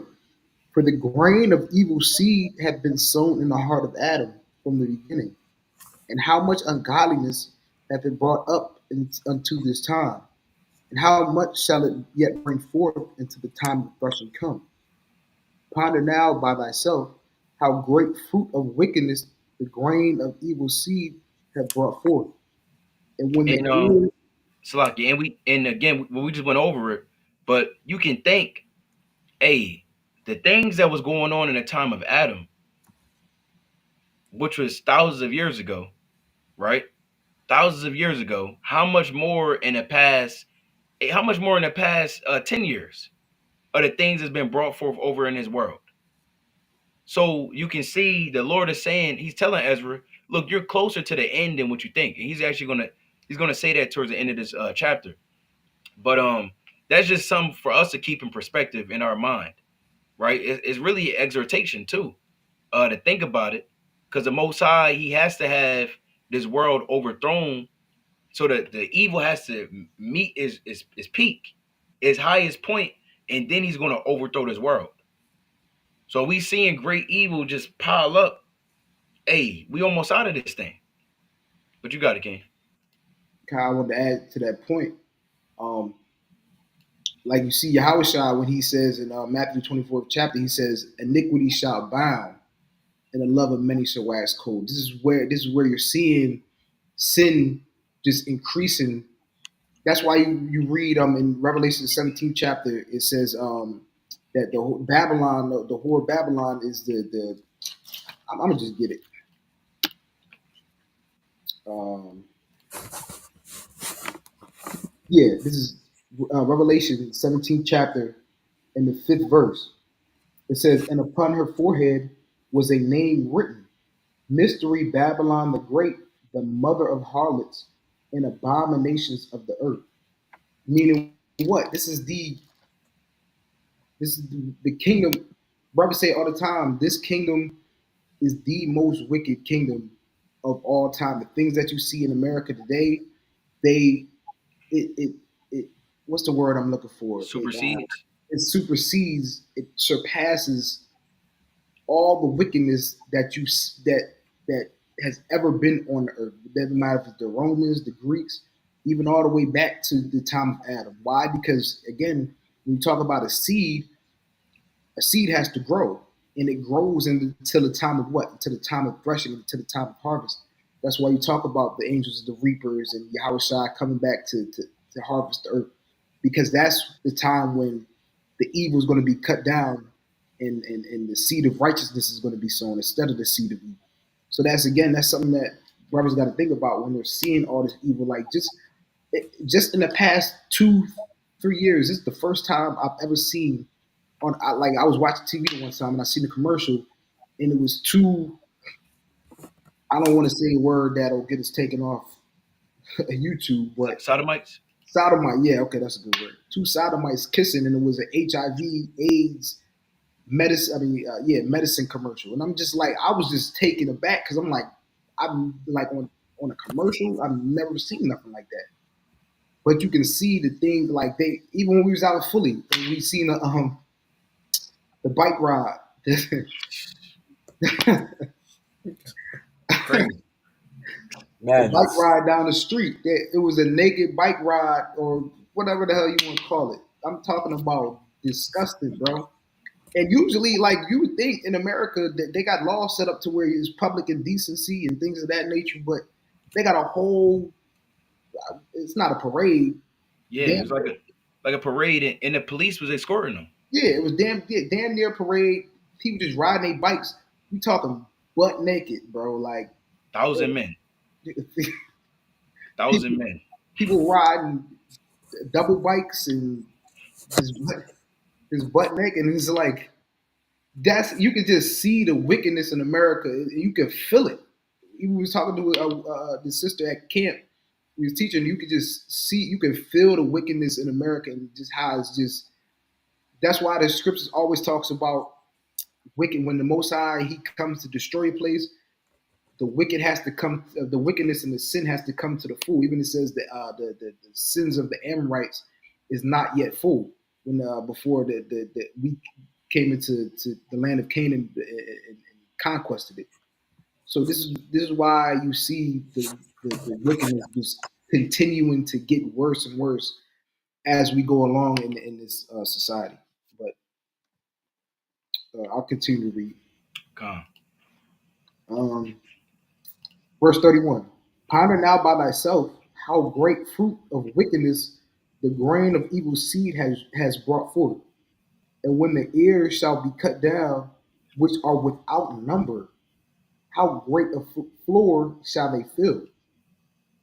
Then I answered and said, how and when shall these things come to pass? Wherefore are our years few and evil? And he answered me, saying, Do not thou hasten above the most highest, for thy haste is in vain to be above him, for thou hast much exceeded. Right, and real quick. And this is much along the lines of what we was bringing out, right? But nevertheless, you see this countless times, right? This is and this is why it's so important to go precept upon precept, right? When you go into when you go into all the prophecies, really, well, I'll say all, but a great majority of prophecies, if not all, right? If not all, um, these different prophets they corroborate what prophecies are what the Most High has ordained out in the earth.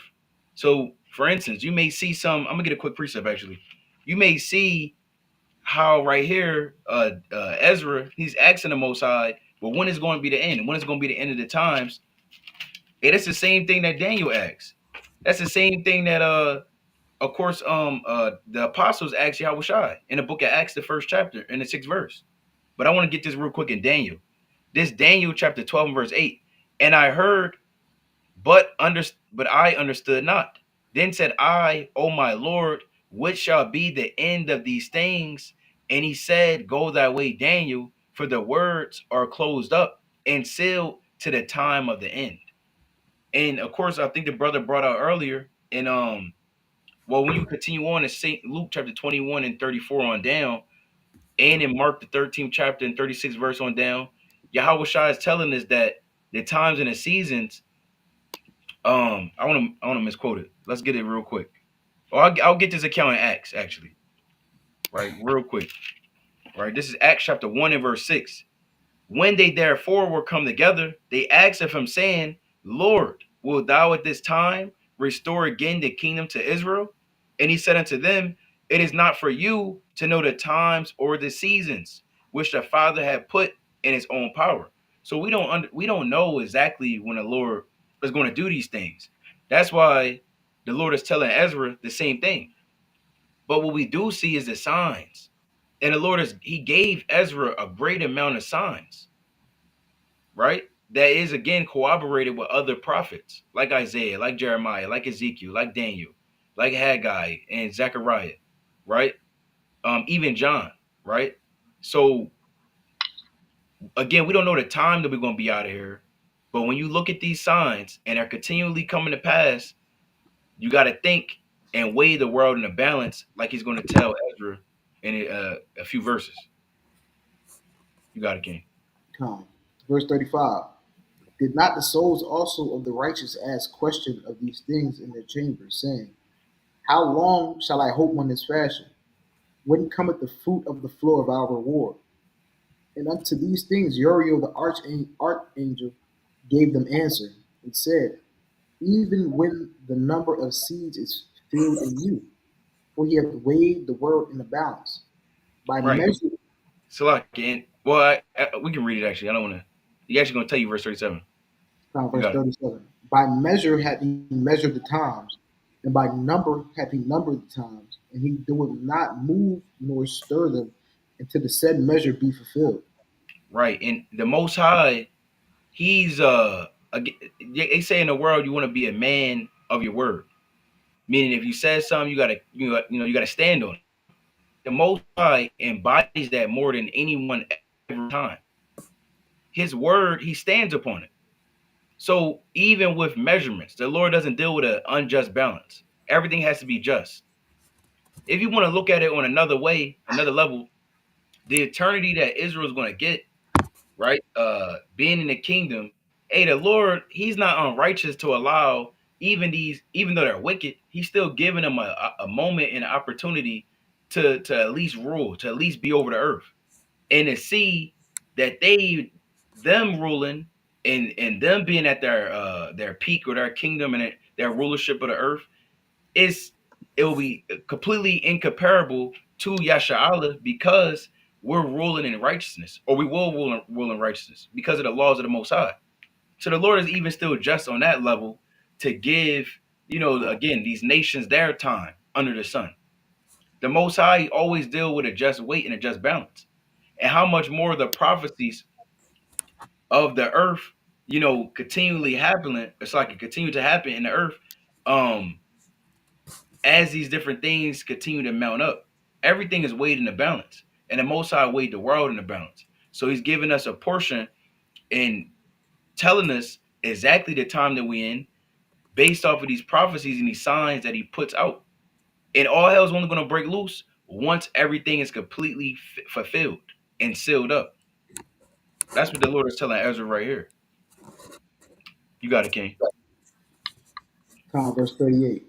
Then answered I and said, O Lord that bears rule, even we all are full of impiety, and for our sakes, peradventure, it is that the floors of the righteous are not filled because of the sins of them that dwell upon the earth.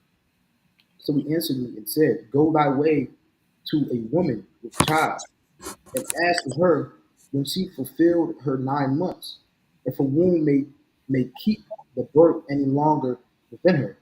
And real quick, a woman that's, when you go to this these doctors in the society, they may give you a due date, right? They may say, okay, the child's gonna be born May 6th or May 7th or May whatever. And you go there and just because they gave you a certain time, it doesn't mean that's exactly when it's gonna be. Whenever the Most High appointed that child to be brought forth, that's when it's gonna happen. So same thing with the world to come, right? The world is gonna be on the scene, the righteous world. The Lord has this world damn near ready to vanish away and be done away with, but it's only going to truly take place once whatever measure the Most High has numbered for it to be fulfilled. So same thing, what's happening right now, even Jacob's trouble. We seeing that we're living on a spiritual level, on a parabolic level, right? You see that there's birth pains that's happening and taking place, meaning we're getting closer and closer to Jacob's trouble and all hell breaking loose on the earth. But it's not going to happen yet until it's that time, just like a woman is not going to give birth until it's her time that the Most High set up for that child to be born.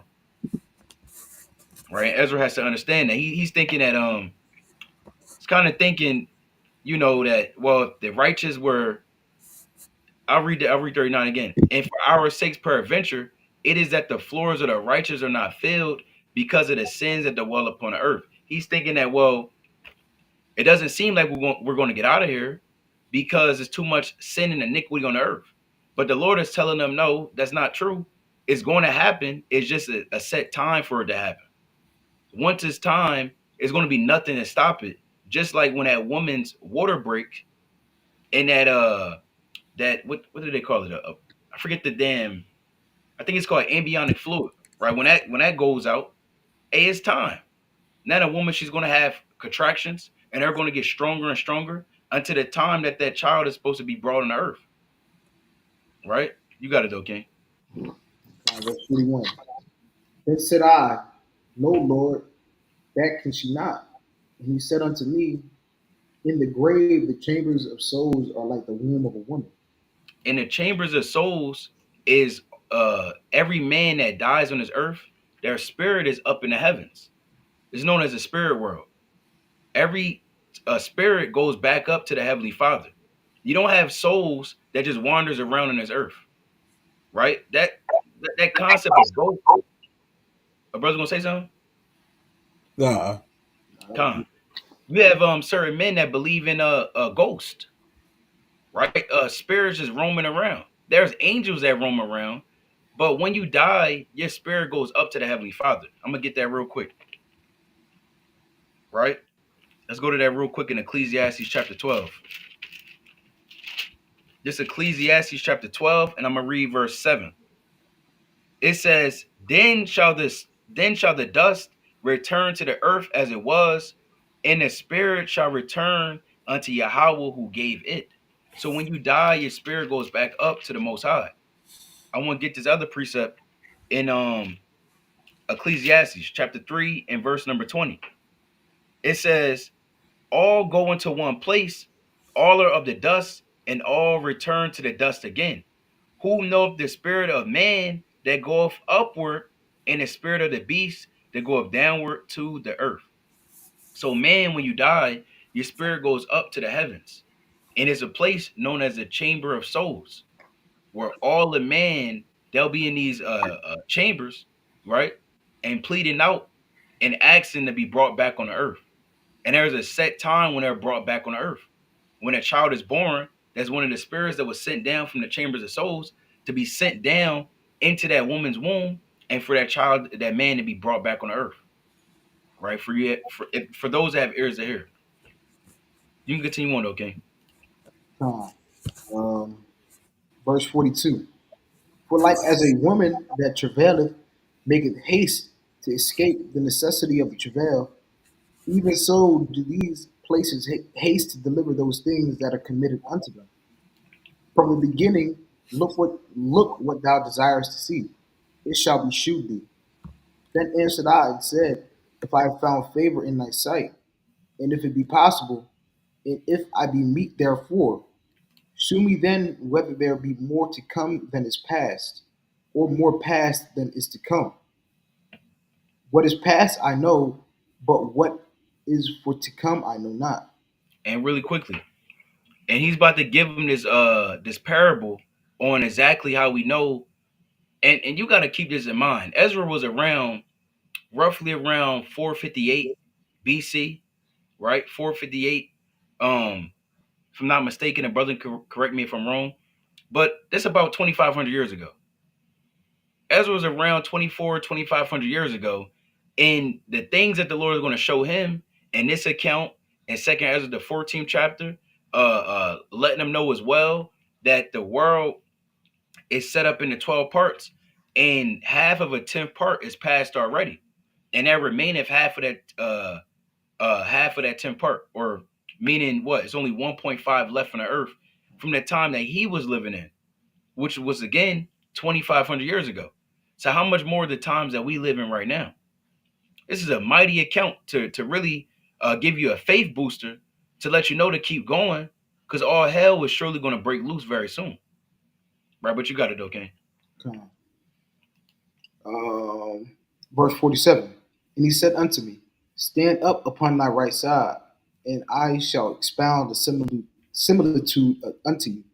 Verse 48. So I stood and saw, and behold, an hot burning oven passed by before me. And it happened that when the flame was gone by, I looked, and behold, the smoke remained still. After this, there passed before me a watery cloud, and sent down much rain with a storm. And when the stormy rain was past, the drops remained still. Then said he unto me, Consider with thyself, as the rain is more than the drops, and as the fire is greater than the smoke, but the drops and the smoke remain behind, so the quantity which is past did more exceed. And you got to measure that, right? The Lord said you got to measure the times in Second Ezra chapter 9 and verse 1. So when you measuring the times, and I'm going to get it really quickly, right? It's Second Ezra chapter 9 and verse number 1. And I know we almost out. Let's break down. Right. Let's continue though. Second Ezra chapter 9 and verse 1. He answered me then and said, Measure thou the time diligently in itself. And when thou seest part of the signs pass, which I have told thee before, then shalt thou understand that it is the very same time wherein the highest will begin to visit the world which he made. Therefore, when there shall be seen earthquakes and upwards of the people in the world, then shalt thou well understand that the Most High spake of those things from the days that were before thee, even from the beginning. So you're looking at us literally being in the last of the last days, right? And it's not just because we want to say that. It's literally because that's what the Most High is telling us right now. If there's more that's past than what is here left remaining, that's telling you the times you're living in right now are at the very end or very beginning, if you have ears to hear, of Yahweh Shai being brought back on the scene. Right, but you can continue on, King. Verse 51. Then I prayed and said, May I live, thinkest thou, until that time? Or what shall happen in those days? He answered me and said, As for the tokens whereof thou askest me, I may tell thee of them in part. But as touching thy life, I am not sent to shew thee, for I do not know it. And And that's a heavy thing right there. I won't read that last part again. It said, then I prayed and said, may I live, thinkest thou, unto that time. Now, Ezra, he's written in the book of life, right? He's a part of the elect, right? Hey, he's cemented, he's sealed. But even then, he still had uncertainty. You may be dealing with certain things. You may go through particular hardships. You may you may be going through it. But guess what? Even Slakia, my point was, even Ezra, he was still uncertain whether or not he would be around during these last days. He was still uncertain whether or not he would be able to live. And you got to keep on going. We know Ezra cemented. It wasn't, the Lord didn't put it in Ezra's mind, yes, Ezra, you're a part of the elect. It doesn't matter what you do. Guess what? You're a part of the elect. No, he didn't tell him that. Because like we read earlier, the thoughts of the Most High are above us. Right? So we don't want to have our heart go too far in this world and lean into our own understanding and get jammed up and bugged out. And you want to keep this humble spirit that even Ezra had, asking the Lord, may I live, right? May I be able to. He said, Second Ezra the 16th chapter, woe is me, or I think it's the 15th chapter. Woe is me, who will deliver me in those days? And we know Yahweh Shai will deliver us, Lord willing. Lord willing. We have faith in that, but at the end of the day, it's all of the Most High's will. We can have that hope and have that faith, and the Most High have something else happen. So you want to continue to serve the Most High and cleave unto Him and depart not away, pursuing the Sirach chapter 2 and verse 5 on down, or 3 on down. The brothers have anything else they want to bring up? Nah. Okay, Khan. Well, we can get our closing precepts then. I can go first. I'll go first. Right? So brothers want to make sure we continue to be steadfast in these last days. It's a lot going on. It's a lot of different understandings, doctrines that's going out there to and fro on the earth. A lot of evil. Like we mentioned earlier, airplanes falling out the sky. Planes falling out the sky. Cartons of eggs is $10. I went to ShopRite yesterday, a store yesterday. The carton of eggs was $8 to $10. It was $13 for organic. That's crazy. Ridiculous. Ridiculous. These same stores just a year ago, or really just a few months ago, to get organic at that same store was what, $6, $5, and the regular carton of eggs $2. So we living in a time where you about to see a lot of inflation, even higher than what you see right now. To the point where, hey, guess what? You probably gonna be eating just cereal, a bowl of cereal, right? Let's bring this out. This is the book of Hebrews, chapter 10, and I want to get let me see what I wanted again. Yeah, I want to get this. This Hebrews chapter 10, and I'm gonna start at verse 31. It says, it is a fearful thing to fall into the hands of the living God. Right. So you want to be on the side of the Most High. You don't want to be against the Most High. Hey, it's gonna be a fearful thing to fall into the hands of the Lord. When you caught out there, when you thought that you was gonna automatically be a part of the elect, and the Lord jams you up and send you back into the world and appoint your lot with the hypocrites, and that's gonna be a very scareful sight. When you thought you didn't need Yahweh Shai and his blood to plead on your behalf for all the evil sins you committed from the time of your birth and even all the generations prior to you being brought back on the earth, hey, that's gonna be a scary thing, an evil thing. The Most High has evil appointed. It says, but call to remembrance the former days, in which after you were illuminated, and you was brought into this light, into this truth, ye endured a great fight of afflictions. And I think a lot of times, although it's mentioned, brothers still forget that you have to fight. This was never supposed to be easy. Show me the scripture where the Lord said this truth is going to be easy unto you, and all the days of your life is going to be well for you. You're never going to go through nothing. It's not in the Bible. It's not there. It's not in Psalm. It's not in Proverbs. It's not there. It's not Genesis through Revelation. It's all about a great fight of afflictions. You catching hell and dealing with it and enduring. I challenge you, go watch a video of gold being tried in the fire. It goes through like three different purification processes before it's finally ready to be used. And even then, you got to mold it again into what you want to use it for. So it's about 3 to 4 different stages before gold is actually your chain that you might have, a ring you may have, a bracelet that you may give to your woman.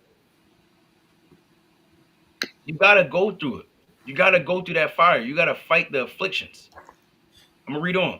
Partly whiles ye were made a gazing stock, both by reproaches and afflictions, and partly while you became companions of them that were so used. This last one I'm gonna jump down to 39. But we are not of them who draw back into perdition, but of them that believe to the saving of the soul. So most high willing you don't draw back. Lord willing you continue to keep watch over the things that's happening and believe in Yahweh Shai to the saving of your soul. Right, my brothers got it. Guys, you want to get in there first or? No, you got it. Go ahead. Ken. God. And this is book of Second Esdras, chapter 14. And I'm gonna start at verse I'm gonna start at verse I'll say 13. Come. I'll start at 13. It says, "Now therefore set thine house in order, and reprove thy people. Comfort such of them as be in trouble, and now renounce corruption." Now, again, this is going into the end of times. We're gonna break down this chapter. Hey, Lord willing, we don't get to it. We out here by then. But more than likely, we're gonna break down 2 Exodus 14. But this is going into the end of the world. Again, the Lord breaking down to Ezra, about what times he's living in, man, and instructing him what to do during these times. And we're in those times right now. The Lord says, "Set your house in order, reprove your people, and such as them that be in trouble, and renounce corruption." The Lord's telling us all these things. And us as Israelites that know we're in these times, we have to take heed to those certain commandments. It's not optional, man. You gotta do these things in order to get right with the Most High. Let's keep reading. And it says, "Let go from thee mortal thoughts. Cast away the burdens of man. Put off now the weak nature." And the Lord, He's calling for our people to cast off the mortal thoughts, man. Now's not the time to be thinking about hitting the mega million lottery. And the lucky numbers are going to be playing to try to hit that lottery, man. That you've been playing for 30 years of your life. Now's not the time to be worried about your 401k plan and your retirement house in Colombia. It's not time for that, man. Not to get too sidetracked, man. But I had a coworker, Northern Kingdom, talking about his retirement home in Colombia. And I'm just saying, I'm nodding. I'm trying to be nice. I'm in the middle of my break. I was trying to read, and it's Northern Kingdom. Sometimes they get to talking, and they don't stop talking. But he's talking about his retirement home in Colombia. Hey man, we don't care about no retirement homes in Colombia. We're not worried about retiring in this damn wicked world, man. We're worried about getting the hell up out of here. The Lord said, "Cast away from you the mortal thoughts of man." The mortal thoughts of man are things that are vain, that don't matter, things that are just on a low level. The Lord said, "Cast those things away." Let's keep reading. It says, "Cast away the of man." Now we got nature, man. The weak nature of what? Sinning. The weak nature of what? Not repenting. The weak nature of what? Not enduring affliction and tribulation and trials. The Lord said to put off that weak nature. Let's keep reading. "And set aside the thoughts that are most heavy unto thee, and haste thee to flee from these times. For yet greater evils than those which thou hast seen happen shall be done hereafter." So, hey, look, we always say this, man. It's always going to get worse. Lord willing, there's worse news next week. These things are not going to get better. So now it's time to repent, turn to the Lord, and understand that the things of the world, the things of this of this world, Babylon, they're vain, and they're not going to last forever. And if you get sucked into them, you're going to die with them, man. You know, According to First John, the second chapter, 15 all the way to 17. But you got it, King. Yazra. God, this is the book of Matthew, chapter 24, and verse 12. It says, "And because iniquity shall abound, and the love of many shall wax cold, but he that shall endure unto the end, the same shall be saved." So, we talk about the prophecies and we talk about the time to come. Brothers always talk about all hell breaking loose. And yeah, we we look forward to that because we know that that's the end of this place and our beginning. But we got to make sure that, and we as a people got to make sure that we're getting ourselves right spiritually, preparing ourselves spiritually to endure those times. Because we can wish and hope and pray for those times to come, but if we're not right spiritually and we're not prepared spiritually, we're going to have the same fate as the rest of the people that aren't preparing themselves. And that's what enduring is about. Even Yahweh Shai, when he was about to be crucified and go to that cross in Matthew 26th chapter, when he went to the Garden of Gethsemane, he had to pray to the Most High that he could endure that cup and that he could drink of that cup. Right? So we have to do the same thing. We have to continue to pray to the Most High for strength and pray to the Most High that we are counted worthy to endure those times and make it through that test, because that test is coming. What is the Revelation talks about the what is it Our temptation. our temptation, right? So we got to pray to the Most High that we're going to be again counted worthy to pass that test, because again it's all up to the Most High. So as we watch and as we continue to look for these prophecies, make sure brothers and sisters are getting themselves prepared spiritually to make it through those times. But brothers, God, Con, all praise to the Most High. All praise to the Most High. So with that, Most High willing, you was edified. Of course, we want to give all honor and all glory to Yahweh by Hashem and Mashiach Malak Yahushai. Lord willing, continue to keep watch over these prophecies. Continue to stay in the spirit. In these last days, you want to make sure that you're reading more. You want to make sure that you're studying more. You want to go over your notes. You want to go over different breakdown videos. Continue to stay in the spirit, right? If you're teachers, then teach. If you're called to lead a household, and make sure you lead your household right in all righteousness and sincerity. But again, we want to give all honor and glory to Yahweh Bashim Shai, his brother Kasadi from W5 Jersey, Philly. brother Yazra, Brother Yatazamak. Kwame Sharala, keep watching these last days. Shalom. Shalom. shalom.